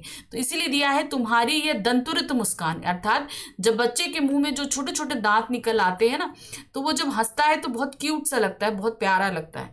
तो बच्चे को उन्होंने बहुत समय बाद देखा, जब जन्म हुआ था तब देखा, उसके बाद अब थोड़ा बड़ा हो गया, उसके दांत निकलने लगे तब देखा, और बच्चा तो उनको एक तरीके से पहली बार देख रहा था। तो दोनों एक दूसरे से अनजान थे। अब बच्चे को उन्होंने जब पहली बार देखा और उसके छोटे छोटे दांत निकलते देखे तो वो बहुत ही ज्यादा जो है खुश हुए और उसी पर उन्होंने कविता लिखी। तुम्हारी ये दंतुरित मुस्कान मृतक में भी डाल देगी जान, अर्थात जब बच्चे को उन्होंने छोटे छोटे दांतों के साथ मुस्कुराते हुए देखा तो कह रहे हैं तुम्हारी ये छोटे छोटे दांतों के सहित वाली जो मुस्कान है, जो मर रहा व्यक्ति है उसमें भी जान डाल देंगे। अब ये पॉसिबल तो है नहीं कि जो व्यक्ति मर रहा है उसमें जान फूकी जा सके। तो यहाँ पर क्या हो गया, इस लाइन के जरिए अतिशयोक्ति अलंकार है। इसमें वो क्या कह रहे हैं कि जिस व्यक्ति के अंदर जीने की चाह खत्म हो चुकी हो, अर्थात जो व्यक्ति जीवन से पूरी तरीके से उदासीन हो गया हो और अब उसे जीने की कोई इच्छा नहीं हो, अगर ऐसा व्यक्ति भी तुम्हारी इस मुस्कान को देख लेगा तो उसके अंदर भी जीने की चाह जाग जाएगी। धूल दूसर तुम्हारे ये गात, यानी कि धूल, बच्चा क्या जमीन में खेलता है तो उसको क्या मिट्टी लग जाती है? तो उन्होंने बोला ना, धूल धूसिर तुम्हारे ये गात, अर्थात तुम्हारा ये शरीर जो धूल से सना हुआ है, धूल से भरा हुआ है, छोड़कर तालाब मेरी झोपड़ी में खिल रहे जरजात। तो ऐसा लग रहा है कि जैसे कि कमल का फूल जो है वो तालाब छोड़कर मेरी झोपड़ी में खिल गया है। मतलब उन्होंने अपने बच्चे को कमल के फूल की तरह बताया। जैसे कमल का फूल कीचड़ में खिलता है लेकिन कितना सुंदर होता है, उसी तरीके से उन्होंने अपने उस बच्चे को बताया है कि वो भले कीचड़ में है सना हुआ, लेकिन वो कमल के समान सुंदर दिख रहा है। परस पाकर तुम्हारा ही प्राण पिघल कर जल बन गया हो कठिन पाषाण। अर्थात जैसे कि जो ये क्या कहते हैं, जो कठिन पत्थर होते हैं, जो कठोर हृदय वाले लोग होते हैं, यहाँ पर कठिन पाषाण यानी कि कठोर पत्थर हृदय वाले जो दिल होते हैं, अगर तुम उनको छू लो, अर्थात तुम उनके संपर्क में आ जाओ, तो ऐसे लोगों के हृदय भी पिघलकर जल के समान हो जाएंगे। अर्थात उनके अंदर भी संवेदनाएं और अपनत्व जाग उठेगा। छू गया तुमसे कि झरने लगे शेफालिका के फूल, बांस था की बबूल। अर्थात बांस की प्रवृत्ति क्या होती है, वो शुष्क होता है, ड्राई होता है। बबूल अर्थात बहुत नुकीला होता है, यानी कि जो तीक्ष्ण स्वरों वाला होता है। अर्थात ऐसे व्यक्ति जिनका बिहेवियर बहुत ही रूड होता है, शुष्क होता है, और जो बहुत ही तीव्र व्यंग करते हैं, अर्थात जो बहुत कठोर वचन बोलते हैं, ऐसे व्यक्तियों के साथ भी अगर तुम आ जाओ, तुम उनके साथ रहो, तो उनके मुख से भी शेफालिका की फूल की भांति, शेफालिका का फूल बहुत कोमल होता है, तो शेफालिका के फूल की भांति कोमल कोमल शब्दावली झरने लगेगी। अब इसकी भावार्थ देखिए। कवि को बच्चे के नए नए निकले दांतों की मनमोहक मुस्कान में जीवन का संदेश दिखाई देता है, इसीलिए वह कहता है कि हे बालक, तुम्हारे नए नए निकले दांतों की मनमोहक मुस्कान तो मरे हुए व्यक्ति में भी प्राणों का संचार कर देती है। अर्थात इस मुस्कान को देख कर तो जिंदगी से निराश और उदासीन लोगों की हृदय भी प्रसन्नता से खिल उठते हैं। मतलब जिनके अंदर जीने की इच्छा खत्म हो चुकी होती है, ऐसे लोग भी जीने की कामना करने लगते हैं। कवि कहता है कि धूल से सने हुए तुम्हारे इस शरीर को देखकर ऐसा लगता है, अब बच्चा धूल में खेल रहा है तो उसके शरीर को देखकर कैसा लग रहा है, मानो कमल का सुंदर फूल तालाब को छोड़कर मेरी झोपड़ी में आकर खिल गया हो। तुम्हें छूकर पत्थर भी पिघलकर जल बन गया हो। अर्थात पत्थर दिल वाले व्यक्ति भी जब तुम्हारा स्पर्श किया होगा तो वह भी पत्थर के समान अपनी कठोरता को छोड़कर विनम्र हो गए होंगे, यानी कि उनके हृदय में जो कठोरता है वो समाप्त हो गई होगी। तुम्हारा स्पर्श इतना कोमल है कि बांस या बमूल से भी शेफालिका के फूल झरने लगे होंगे। अर्थात तुम्हारे स्पर्श से कठोर हृदय वाला भी सदस्य बन गया होगा। अर्थात जो बहुत ही रूड बिहेवियर रखते हैं लोग, वो भी बहुत विनम्र व्यवहार यानी कि बहुत ही पोलाइट नेचर के हो जाते हैं। दूसरा काव्य अंश है, तुम मुझे पाए नहीं पहचान, देखते ही रहोगे अनिमेष, थक गए होगे आंख लूं मैं फेर, क्या हुआ यदि हो सके परिचित न पहली बार, यदि तुम्हारी मां न माध्यम बनी होती आज, मैं न सकता देख मैं न पाता जान, तुम्हारी यह दंतुरित मुस्कान। तो अब नेक्स्ट जो हमारे पास काव्यांश आया है, इसमें वो बता रहे हैं कि किस तरीके से हम दोनों पहली बार मिले हैं, और बच्चा उन्हें पहचान नहीं पाया है। तो क्या कह रहे, तुम मुझे पाए ना पहचान, देखते ही रहोगे अनिमेष। अनिमेष का मतलब होता है बिना पलक झपकाए एक टक देखते रहना। तो वही चीज कहा कि भाई बच्चा तो पहली बार देख रहा है, माना कि हमारे कवि उसके पिता हैं, लेकिन पहली बार वो देख रहा है तो वो पूरी तरीके से अनजान है अपने पिता से। तो वही कह रहे हैं कि तुम मुझे पहचान नहीं पाए हो और तुम मुझे लगातार बिना पलक झपकाए देख रहे हो। बच्चे के अंदर ये चीज होती है, वो किसी अनजान व्यक्ति को देखता है तो उसके अंदर जो भी चीज है वो लगातार देखता रहता है। थक गए हो आंख लूं मैं फेर, अगर तुम इसी तरीके से बिना पलक झपकाए मुझे देखते रहोगे तो तुम थक जाओगे, इसीलिए तुम तो आंख हटाओगे नहीं, तो मैं ही तुम्हारे ऊपर से आंख हटा लेता हूं। क्या हुआ यदि हो सके परिचित ना पहली बार। तो वो कह रहे हैं कि हम लोग पहली बार मिले हैं, अगर परिचित नहीं हो सके तो क्या हुआ, इतना परेशान होने की जरूरत नहीं है भाई, अभी तो हम मिलते ही रहेंगे, आगे चल के परिचित हो जाएंगे। यदि तुम्हारी माँ न माध्यम बनी होती आज, मैं न सकता देख मैं न पाता जान। तो वो क्या कह रहे हैं कि तुम्हारी माँ अगर माध्यम, भाई एक माँ ही बच्चे को इस दुनिया में लेकर आती है, तो यहाँ पर इस पंक्ति के माध्यम से वो अपनी पत्नी को भी शुक्रिया कह रहे हैं कि तुम्हारी माँ अगर ना होती तो मैं तुम्हें देख भी ना पाता और मैं तुम्हें जान भी ना पाता। क्योंकि आज भी जब इतने टाइम बाद वो अपने बच्चे से मिल रहे हैं तो भी पहचान माँ ही करा रही है। तुम्हारी ये दंतुरित मुस्कान, क्या ना जान पाते, तुम्हारी ये प्यारी सी दांतों की सहित वाली मुस्कान। भावार्थ क्या है, कवि को बच्चे की मुस्कान मनमोहक लगती है। जब बच्चा पहली बार किसी को देखता है तो वह अजनबी की तरह उसे घूरता रहता है।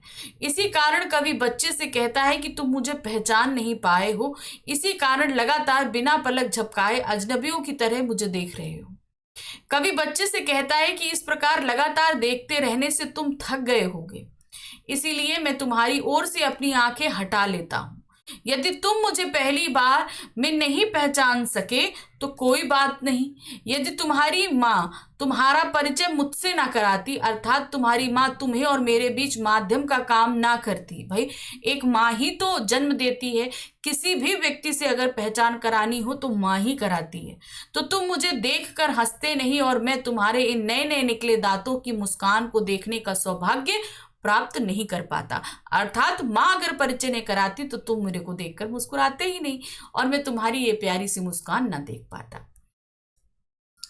आखिरी काव्यांश है, धन्य तुम माँ भी तुम्हारी, धन्य चिर प्रवासी मैं इतर में अन्य। इस अतिथि से प्रिय तुम्हारा क्या रहा संपर्क, उंगलियां माँ की कराती रही मधुपर्क। देखते तुम इधर कनखी मार और होती जबकि आंखें चार, तब तुम्हारी दंतुरित मुस्कान मुझे लगती बड़ी ही छविमान। तो अब यहाँ कहते अपने बच्चे और अपनी पत्नी दोनों को धन्यवाद देते हुए कह रहे हैं कि तुम और तुम्हारी माँ दोनों ही धन्य हैं। क्यों?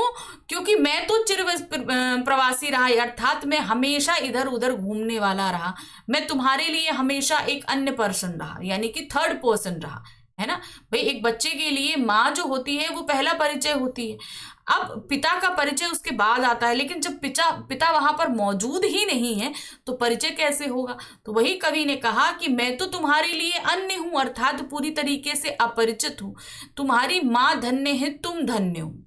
इस अतिथि से प्रिय तुम्हारा रहा क्या रहा संपर्क, अर्थात ये जो अतिथि, अब अपने आप को उन्होंने अतिथि कहा है, क्यों? क्योंकि भाई वो तो बहुत कम ही अपने घर पे रहते हैं, इसीलिए उन्होंने अतिथि कहा कि तुम्हारा परिचय तो इस अतिथि से कभी रहा ही नहीं, क्योंकि मैं तो कभी घर पे रहता ही नहीं हूँ।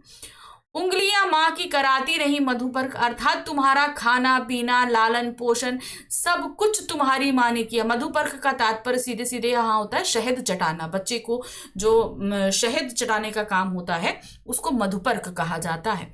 तो यहाँ पर मधुपर्क का तात्पर्य है बच्चे के लालन पोषण सबसे। तो तुम्हारी माँ ही जो है तुम्हारी पूरी तरीके से देखभाल करती रही। देखते तुम इधर कनखी मार, कनखी का मतलब होता है कि आंख से ऐसे तिरछा करके देखना। वो कह रहे हैं कि तुम कनखी मार कर देखते हो, और जब हम दोनों की आंखें चार हो जाती हैं, यानी कि हम दोनों की आंखें मिल जाती हैं, तो तुम जो हो तब बड़ा मुस्कुरा देते हो। जैसे ही आंखें मिलती हैं तो क्या होता है, तुम अपनी दंतुरित मुस्कान दिखा देते हो, अर्थात छोटे छोटे दांतों, निकले हुए दांतों के साथ वाली मुस्कान तुम हमें दिखा देते हो। मुझे लगती बड़ी छविमान, और जब तुम मुझे मुस्कुरा कर देखते हो तो मुझे बहुत ही प्यारी लगती है। अब इसकी आप देखिए भावार्थ। कवि बच्चे की मधुर मुस्कान देखकर कहता है कि तुम धन्य हो और तुम्हारी माँ भी धन्य है जो तुम्हें एक दूसरे का साथ मिला है। मैं तो सदैव बाहर ही रहा, तुम्हारे लिए मैं अपरिचित रहा, मैं एक अतिथि हूँ। हे प्रिय, तुम मुझसे तुम्हारी आत्मीयता कैसे हो सकती है, अर्थात मेरा तुमसे कोई संपर्क नहीं रहा। तुम्हारे लिए तो तुम्हारी माँ की उंगलियां ही आत्मीयता है, यानी कि उन्होंने ही तुम्हारे सारे कार्य किए हैं, तो वही तुम्हारे सबसे करीब है। जिन्होंने तुम्हें पंचामृत पिलाया, इसीलिए तुम उनका हाथ पकड़कर मुझे तिरछी नजरों से देख रहे हो। जब तुम्हारी नजरें मेरी नजरों से मिल जाती हैं तब तुम मुस्कुरा देते हो। उस समय तुम्हारे नए नए निकले दांतों वाली मधुर मुस्कान मुझे बहुत प्रिय लगती है। अर्थात जैसे ही हम लोग की नजरें मिलती हैं तो तुम मुस्कुरा देते हो, और तुम्हारी ये जो छवि है, जो तुम्हारी मुस्कुराती दांत, छोटे छोटे दांतों वाली जो मुस्कान है, ये मुझे बहुत ही ज्यादा प्रिय लगती है। तो इस तरीके से हमारी ये कविता खत्म हुई। अब यहां पर आ जाते हैं हम दूसरी कविता पे। दूसरी कविता हमारी कौन सी है? फसल। उसमें क्या दिया गया है? देखिए, पहला काव्य, वैसे तो कविता छोटी है लेकिन तब भी हमने इसे समझाने के लिए आपको दो पार्ट में डिवाइड किया है। पहला है, एक के नहीं दो के नहीं ढेर सारी नदियों के पानी का जादू, एक के नहीं दो के नहीं लाख लाख कोटि हाथों के स्पर्श की गरिमा, एक के नहीं दो की नहीं हजार हजार खेतों की मिट्टी का गुणधर्म। तो अब यहां पर क्या कह रहे हैं ये, कि किस तरीके से जो है, अच्छा ये पाठ की रूपरेखा आपको बतानी रह गई। देखिए, हम कविता पर आ गए। कविता, फसल की कविता का पहले हम जैसा पाठ परिचय तो देख लें हमने, जैसे दंतुरत मुस्कान का देखा था। क्या है, फसल कविता में कवि ने अनेक तत्वों का उल्लेख किया है, मतलब एक फसल बनने के लिए किन किन तत्वों की जरूरत होती है इन सभी के बारे में बताया है, जिसके सहयोग से फसल का निर्माण होता है। कविता में फसल के निर्माण में किसान की भूमिका और उसके परिश्रम को रेखांकित करने के साथ मिट्टी, जल, सूर्य, हवा आदि सभी के योगदान को बताया गया है। प्रकृति व मनुष्य के परस्पर सहयोग का ही परिणाम फसल है। अब देखिए क्या होता है, जो फसल उपजती है उसमें ये हम कहें कि सिर्फ अगर किसान अगर मेहनत करे तो फसल उग जाए, तो ये पॉसिबल नहीं है। उसमें जो है हवा की जरूरत है, सूर्य की जरूरत है, पानी की जरूरत है, मिट्टी की जरूरत है। अगर ये सब सहयोग ना करें तो खाली किसान के परिश्रम से तो फसल नहीं उगेगी। उसी तरीके से हम ये बोलें कि सिर्फ प्रकृति सहयोग करेगी और किसान मेहनत ना करे तो भी फसल नहीं उगेगी। तो बेसिकली जो फसल उगती है वो इन दोनों के पारस्परिक सहयोग से ही उगती है। अगर ये दोनों ही मिलकर मेहनत ना करें तो फसल किसी भी हालत में उग नहीं सकती। तो इस कविता में इन दोनों के ही सामूहिक सहयोग से प्राप्त यानी कि उगी हुई फसल का उल्लेख है। तो किस तरीके से ये दोनों सहयोग करते हैं ये देखिए। एक के नहीं दो के नहीं ढेर सारी नदियों के पानी का जादू, एक के नहीं दो के नहीं लाख लाख कोटि हाथों के स्पर्श की गरिमा, एक के नहीं दो के नहीं हजार हजार खेतों की मिट्टी का गुणधर्म। तो अब यहां पर क्या कह रहे हैं, यहां पर एक के नहीं दो के नहीं। अब देखिए, जो पानी हमें मिलता है, हम यहां पर एक खेत की बात नहीं कर रहे हैं, हम पूरे संसार में व्याप्त सभी खेतों की बात कर रहे हैं। अगर हम भारत के ही सभी खेतों की बात करें तो की ही बात करेंगे, तो वही उन्होंने बोला कि इतने सारे खेतों में सिर्फ एक नदी का पानी नहीं पड़ता है, बहुत सारी नदियों का पानी पड़ता है। तो यहां पर क्या होता है, बहुत सारी नदियों का पानी का जादू होता है ये फसल। एक के नहीं दो के नहीं लाख लाख कोटि कोटि हाथों के स्पर्श, यानी कि एक किसान की मेहनत का फल नहीं होता, बहुत सारे किसानों के हाथ होते हैं जिनके परिश्रमों से ये फसल तैयार होती है। एक की नहीं दो की नहीं हजार हजार खेतों के मिट्टी का गुणधर्म है। किसी एक, अब देखिए हर जगह की खेत अलग अलग तरीके की फसल उपजाते हैं ना। अब जैसे देखिए पश्चिम बंगाल में आपको चावल की खेती है, आपको दक्षिण भारत में चावल की खेती अच्छी मिलेगी, मध्य भारत में आप अगर आएंगे तो खेत वो गेहूं बहुत अच्छे मिलेंगे, कहीं पर दलहन यानी कि दालें बहुत अच्छे से होती हैं, कहीं पर गन्ने बहुत अच्छे से उपजते हैं। तो इस तरीके से हर जगह का खेत अलग अलग होता है और उनकी जो है वो गुणवत्ता अलग अलग होती है। तो वही उन्होंने बोला कि एक दो खेत नहीं होते हैं कि सिर्फ एक ही खेत में हो गए, हर जगह की मिट्टी अलग अलग होती है और उस जगह की मिट्टी की क्वालिटीज की वजह से इतने तरह की फसल तैयार होती है। अब इसका भावार्थ है, कवि ने इस बात को स्पष्ट किया है कि लहलहाती फसल को पैदा करने में प्रकृति और मनुष्य दोनों का ही पारस्परिक सहयोग होता है। इसीलिए वह कहता है कि फसल को पैदा करने में केवल एक दो नदियां ही नहीं अपितु अनेक नदियां अपना जल देकर इसे की सिंचाई करती हैं। देखिए कितनी सारी नदियों का पानी आता है ना अलग अलग जगह आपको खेतों में। अब जैसे आप आ जाइए यूपी बिहार में गंगा नदी के भी होगी, मध्य भारत में शिप्रा नदी नर्मदा नदी से होगा। उसी तरीके से आप साउथ में चले जाइए, आप अगर क्या कहते हैं और नॉर्थ में जाएंगे, गुजरात में जाएंगे, सब जगह अलग अलग नदियों का पानी रहता है। उनमें केवल एक दो मनुष्यों का नहीं अपितु लाखों करोड़ों मनुष्यों का परिश्रम मिलता है और उसमें केवल एक दो खेतों का नहीं अपितु हजार हजार खेतों की मिट्टी का गुण धर्म मिलता है, तब खेतों में लहलहाती फसल पैदा होती है। इस प्रकार प्रकृति और मनुष्य दोनों के सहयोग से ही सृजन संभव है। यानी कि प्रकृति जब सहयोग करेगी और मनुष्य सहयोग करेगा तब ही ये खेती तैयार होती है। अगला काव्यांश आते हैं, फसल क्या है? और तो कुछ नहीं, वह नदियों के पानी का जादू है, वह हाथों के स्पर्श की गरिमा है, भूरी काली संदली मिट्टी का गुणधर्म है, रूपांतर है सूरज की किरणों का, सिमटा हुआ संकोच है हवा की थिरकन का। तो अब यहाँ पर क्या कह रहे हैं, देख रहे हैं, अब ये क्वेश्चन किया जा रहा है कि फसल है क्या? तो क्या है? फसल कुछ नहीं है, वो बहुत सारी नदियों का जादू है। यानी नदियां जो हैं, जो पानी देती हैं, उन्हीं के जादू से जो है उस अन्न के दाने से अंकुर प्रस्फुटित होता है और वो फसल के रूप में निकलता है। हाथों के स्पर्श की महिमा है, वो हाथ हैं जो गुड़ाई करते हैं, निराई करते हैं, रुपाई करते हैं, वो इतना मेहनत करते हैं तो फसल है। भूरी काली संदली मिट्टी का गुणधर्म है, मिट्टी के जो रासायनिक गुण हैं वो उस अनाज को सारा पोषण देते हैं, तब वो आगे बढ़ता है। रूपांतर है सूरज की किरणों का, अब सूरज की किरणें ही क्या करती हैं? फोटोसिंथेसिस करती हैं, जिसकी वजह से पौधे अपना खाना बनाते हैं और बड़े होते हैं। और ये क्या? सिमटा हुआ संकोच है हवा की तिरकन का, अर्थात जो कार्बन डाइऑक्साइड वो इस वातावरण से खींचती है उसी से उनका खाना बनता है। तो इस तरीके से क्या होता है, सूरज की किरणें रूपांतरित होती हैं, बदलती हैं, तब वो पौधा बड़ा होता है। यहाँ हवा में जो कार्बन डाइऑक्साइड है उसे सींच कर खींच कर ये पौधे बड़े होते हैं, क्योंकि वो उनका खाना होता है। अब इसका भावार्थ देखिए, कवि ने इस बात को स्पष्ट किया है कि फसल को पैदा करने में प्रकृति और मनुष्य दोनों का ही सहयोग होता है, इसी से सृजन संभव है। सृजन अर्थात एक नया निर्माण संभव है। इसीलिए कवि कहता है कि फसल का स्वयं कोई अस्तित्व नहीं है, वह तो नदियों द्वारा दिए गए उस पानी का जादू है जिसमें फसल की सिंचाई हुई है, वह तो लाखों करोड़ों मनुष्यों द्वारा किया गया परिश्रम की महिमा का फल है। यानी कि अगर वो परिश्रम नहीं करते तो शायद ये फसल हमें नहीं मिलती। वह तो भूरी काली संदली मिट्टी का गुणधर्म है जिसमें फसल को बोया गया था।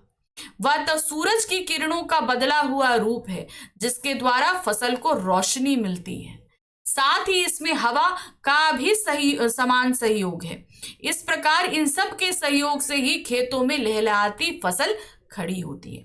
तो आपने देखा ना कि ये जो फसल जिसको हम खा रहे हैं, हमारे प्लेट में जो अनाज है, दाल, चावल, सब्जी, रोटी, ये बहुत प्रकृति के सहयोग से और मनुष्य के सहयोग से तैयार की गई फसल के द्वारा ही संभव है। तो इन दोनों में कोई एक अगर कार्यरत रहेगा और हम बोलें कि हमें फसल प्राप्त हो जाएगी, तो ये संभव नहीं है। इन दोनों के सहयोग से ही हमें फसल मिलती है। कौन सी? संगतकार। पढ़िए इसको। मुख्य गायक के चट्टान जैसे भारी स्वर का साथ देती वह आवाज सुंदर कमजोर कांपती हुई थी।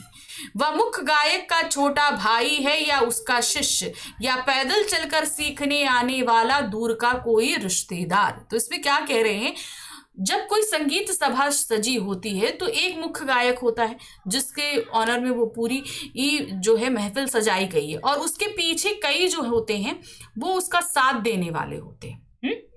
तो वही उन्होंने बोला, जो मुख्य गायक है उसकी आवाज चट्टान जैसी अर्थात उसकी आवाज में जो है पूरा विश्वास भरा है, इसलिए उसकी भारी भरकम जो है चट्टान जैसी आत्मविश्वास भरी आवाज में वह आवाज सुंदर कमजोर कांपती हुई थी। उसी की आवाज के साथ पीछे से एक और आवाज आ रही थी जो थी तो बहुत सुंदर, कमजोर अर्थात मुख्य गायक की आवाज से थोड़ा धीमे और कांपती हुई इसलिए थी क्योंकि वो जानकर अपनी आवाज को मुख्य गायक की आवाज से नीचा रखना चाह रहा था। तो क्या हो रहा था, उसकी आवाज में कंपन था। वह मुख्य गायक का, अब यहाँ पर एजम्पशन लगा रहे हैं हमारे जो कवि हैं, उनका वो एजम्पशन लगा रहे हैं कि वो जो कांपती हुई आवाज है वो किसकी हो सकती है। या तो वो मुख्य गायक का छोटा भाई हो सकता है, या उसका शिष्य हो सकता है जो सीखने, या पैदल चलकर सीखने आने वाला दूर का रिश्तेदार, अर्थात उसका कोई रिश्तेदार हो सकता है जो कहीं दूर से पैदल चलकर आता है। इसका भावार्थ देखिए। प्रस्तुत कविता में मुख्य गायक का साथ देने वाले संगतकार की भूमिका के महत्व पर विचार किया गया है। नाटक, फिल्म, संगीत, नृत्य आदि के अलावा समाज और इतिहास में भी अनेक ऐसे प्रसंग हुए हैं जहां नायक की सफलता में अनेक लोगों ने महत्वपूर्ण भूमिका निभाई है।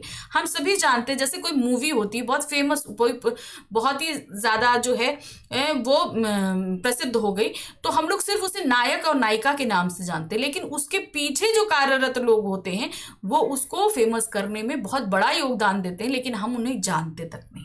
तो ऐसे ही लोगों के बारे में बात हो रही है जो अपने से आगे लोगों को प्रसिद्ध तो कर देते हैं मगर अपनी अहमियत को नहीं दर्शाते हैं। इसीलिए कवि कहता है कि मुख्य गायक के गंभीर और दमदार स्वर का साथ देती हुई एक मधुर, कमजोर और कांपती हुई सी आवाज सुनाई देती है।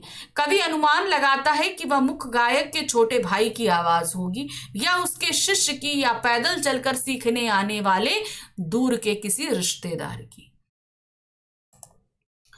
दूसरा काव्यांश है, मुख्य गायक की गरज में वह अपनी गूंज मिलाता आया है प्राचीन काल से।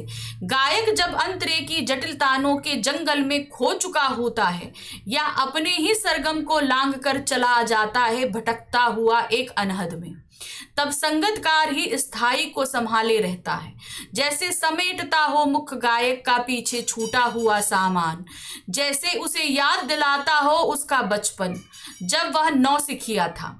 तो यहां पर क्या कह रहे हैं, मुख्य गायक की जो गरज भरी आवाज है उसमें वो अपनी गूंज में, यानी कि वो अपनी आवाज बहुत समय से, ऐसा नहीं है कि पहला एक संगीत समारोह है या पहला ऐसा कोई व्यक्ति है जो यहाँ पर मुख्य गायक की आवाज में आवाज मिला रहा है, ऐसा बहुत समय पहले से होता आया। सिर्फ गायन के क्षेत्र में नहीं, लगभग सभी क्षेत्रों में ऐसे बहुत से संगतकार हैं जो हमेशा जो मेन व्यक्ति है उसमें उसके काम में सहयोग देते आया है। गायक जब अंतरे की जटिल तानों के जंगल में खो चुका होता है, या अपने ही सरगम को लांग कर चला जाता है भटकता हुआ एक अनहद में। तो क्या होता है, जब जो संगीतकार है वो गायन शुरू करता है तो वो एक के तान के बाद दूसरी तान के बाद तीसरी तान लगाते हुए कहीं बहुत दूर निकल जाता है। जैसे कोई व्यक्ति जंगल में घुसता है तो कभी इधर कभी उधर जाते हुए अंदर बहुत जो है गहरे जंगल में कहीं खो जाता है। उसी प्रकार जो मुख्य गायक है वो एक तान के बाद दूसरी सरगम, दूसरी तरगम से लय ताल लगाते लगाते वो कहीं अपने ही लय में भटक जाता है, तब संगतकार ही स्थाई को संभाले लगता है। तो जहां से वो मुखड़ा शुरू हुआ था उस स्थाई को संभाले रखने का काम कौन करता है, संगतकार। क्यों संभाले, ताकि वो वापस आ सके। अर्थात जब हम जंगल में जाते हैं तो हमारा एक मित्र क्या करता है, वो उसी शुरुआत पर खड़ा रहता है ताकि हम वापस उसी जगह पर आ सके, वो हमारी हेल्प के लिए होता है। उसी तरीके से जब संगीतकार बहुत ही गहरी तानों में खो चुका होता है, उलझ चुका होता है, तो उस स्थाई तक वापस आने में, यानी कि जहां से उसने गाना शुरू किया था उस सुर में उसे वापस लाने के लिए संगतकार उस सुर को संभाले रखता है। जैसे समेटता हो मुख्य गायक का पीछा छूटा हुआ सामान, तो वो वैसा काम कर रहा है जैसे कोई व्यक्ति आगे जा रहा हो और उसका सामान छूट जाता है, तो उसी तरीके से मुख्य गायक के सामान को समेटता हुआ सा वो प्रतीत होता है। जैसे उसे याद दिलाता हो उसका बचपन जब वह नौसिखिया था, तो वो संगतकार उसे याद दिलाता है मुख्य गायक के नौसिखिए होने का समय, कि जब तुम सीख रहे थे तो तुम इसी तरीके की गलतियां करते थे, इसी तरीके से तुम किसी के स्थाई को संभाले रखते थे जैसे मैं आज तुम्हारी स्थाई को संभाल के रखा हूं। तो वो जब सीखने का काम कर रहा था, शुरू कर रहा था गायन का काम, उसे आज भी वो पकड़े हुए है। अब भावार्थ को देखते हैं। संगतकार मुख्य गायक की आवाज में प्राचीन काल से ही अपनी गूंज मिलाता आया है।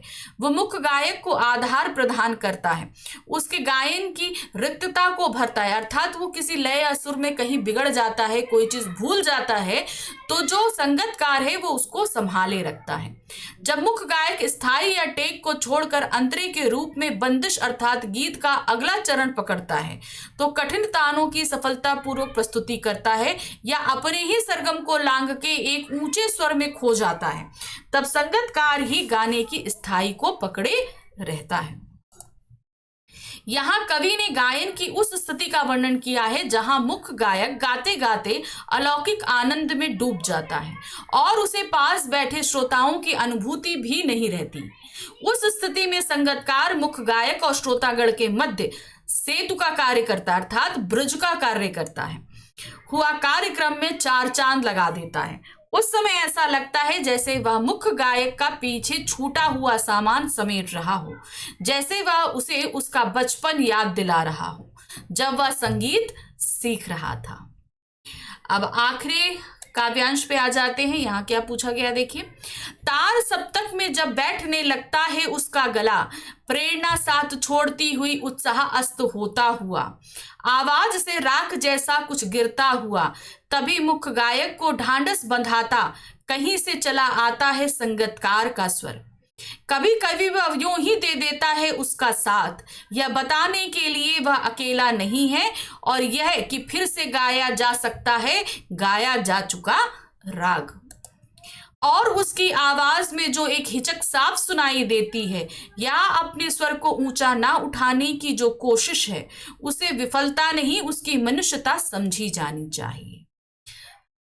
तो यहाँ क्या कह रहे हैं, तार सप्तक। तार सप्तक क्या होता है, सरगम को सबसे उच्च स्वर में जब गाया जाता है तो उसे तार सप्तक कहते हैं। ठीक है, बहुत उच्च स्वर में जब गाया जाता है, तो जब उच्च स्वर में गाया जाता है तो जितना ऊंचा अगर खींचा जाएगा तो क्या होगा, गला बैठने लगता है। तो वही बोला, तार सप्तक में जब बैठने लगता है उसका गला, अर्थात मुख्य गायक जब तार सप्तक में ऊंचे सरगम को गाता है तब उसका गला बैठने लगता है। प्रेरणा साथ छोड़ती हुई उत्साह अस्त होता हुआ, अर्थात जब इतना गाते हैं तो क्या होता है, वो थकने लगता है। तो ये लाइन उन्हें क्या बता रहा है कि जब तार सप्तक ऊंचे स्वर में वो गाता है तब उसकी आवाज बैठने लगती है और वह स्वस्थ जो है सुस्त होने लगता है। आवाज से राख जैसा कुछ गिरता हुआ, अर्थात उसकी आवाज में भी जो शुद्धता होती है, जो तेजी होती है, जो उत्साह होता है, वो भी थोड़ा मध्यम होता हुआ सा दिखाई देता है। तभी मुख्य गायक को ढांढस बंधाता है। उस समय जब मुख्य गायक थक चुका होता है तब ये संगतकार अपनी आवाज से उसे सहारा देता है। कहीं से चला आता है संगतकार का, यानी कि उस गिरती हुई आवाज को सहारा देने के लिए संगतकार का स्वर जो है उसे पीछे से सहारा देता है। कभी कभी वह यूं ही दे देता है उसका साथ, यह बताने के लिए कि वह अकेला नहीं। इतनी बड़ी महफिल सजी हुई है और वो अकेला गा रहा है, तो वो अकेलापन महसूस ना करे, तो संगतकार सिर्फ ऐसे ही उसका साथ दे देता है। और यह कि फिर से गाया जा सकता है गाया जा चुका है। कभी कभी क्या होता है, जो राग हम गा चुके हैं तो संगतकार को ये, उसको मुख्य गायक को लगता है कि अरे ये तो हम गा चुके हैं, हम नहीं गा सकते, लेकिन जब ये पीछे से सपोर्ट करता है तो ये चीज को उसे यकीन दिलाता है कि ऐसा नहीं है कि जो तुम गा चुके हो वो दोबारा गाया नहीं जा सकता। अर्थात अगर तुम उसे रिपीट करते हो तो भी वो बहुत ही शुद्ध है और सच्चा है। और उसकी आवाज में जो एक हिचक साफ सुनाई देती है, किसकी, संगतकार की आवाज में एक हिचक, क्योंकि हमने बताया था ना स्टार्टिंग में एक कंपन है, जो कंपन और हिचक सुनाई देती है या अपने स्वर को ऊंचा ना उठाने की जो कोशिश है, ये उसे विफलता नहीं उसकी मनुष्यता समझनी चाहिए। तो जो हम ये कहते हैं ना कि वो बहुत धीमे कांपती हुई आवाज है, अर्थात वो गा नहीं सकता इसलिए वो इस तरीके से गा रहा है, ऐसा नहीं है। वो सिर्फ इसलिए अपनी आवाज को दबा रहा है क्योंकि वो नहीं चाहता कि उसकी आवाज मुख्य गायक की आवाज के ऊपर चली जाए। तो ये उसकी कमजोरी नहीं, उसकी मनुष्यता है, क्योंकि ये महफिल सजी है मुख्य गायक के लिए, इसलिए वो अपनी आवाज को ऊंचा नहीं करता और यही उसकी मनुष्यता है।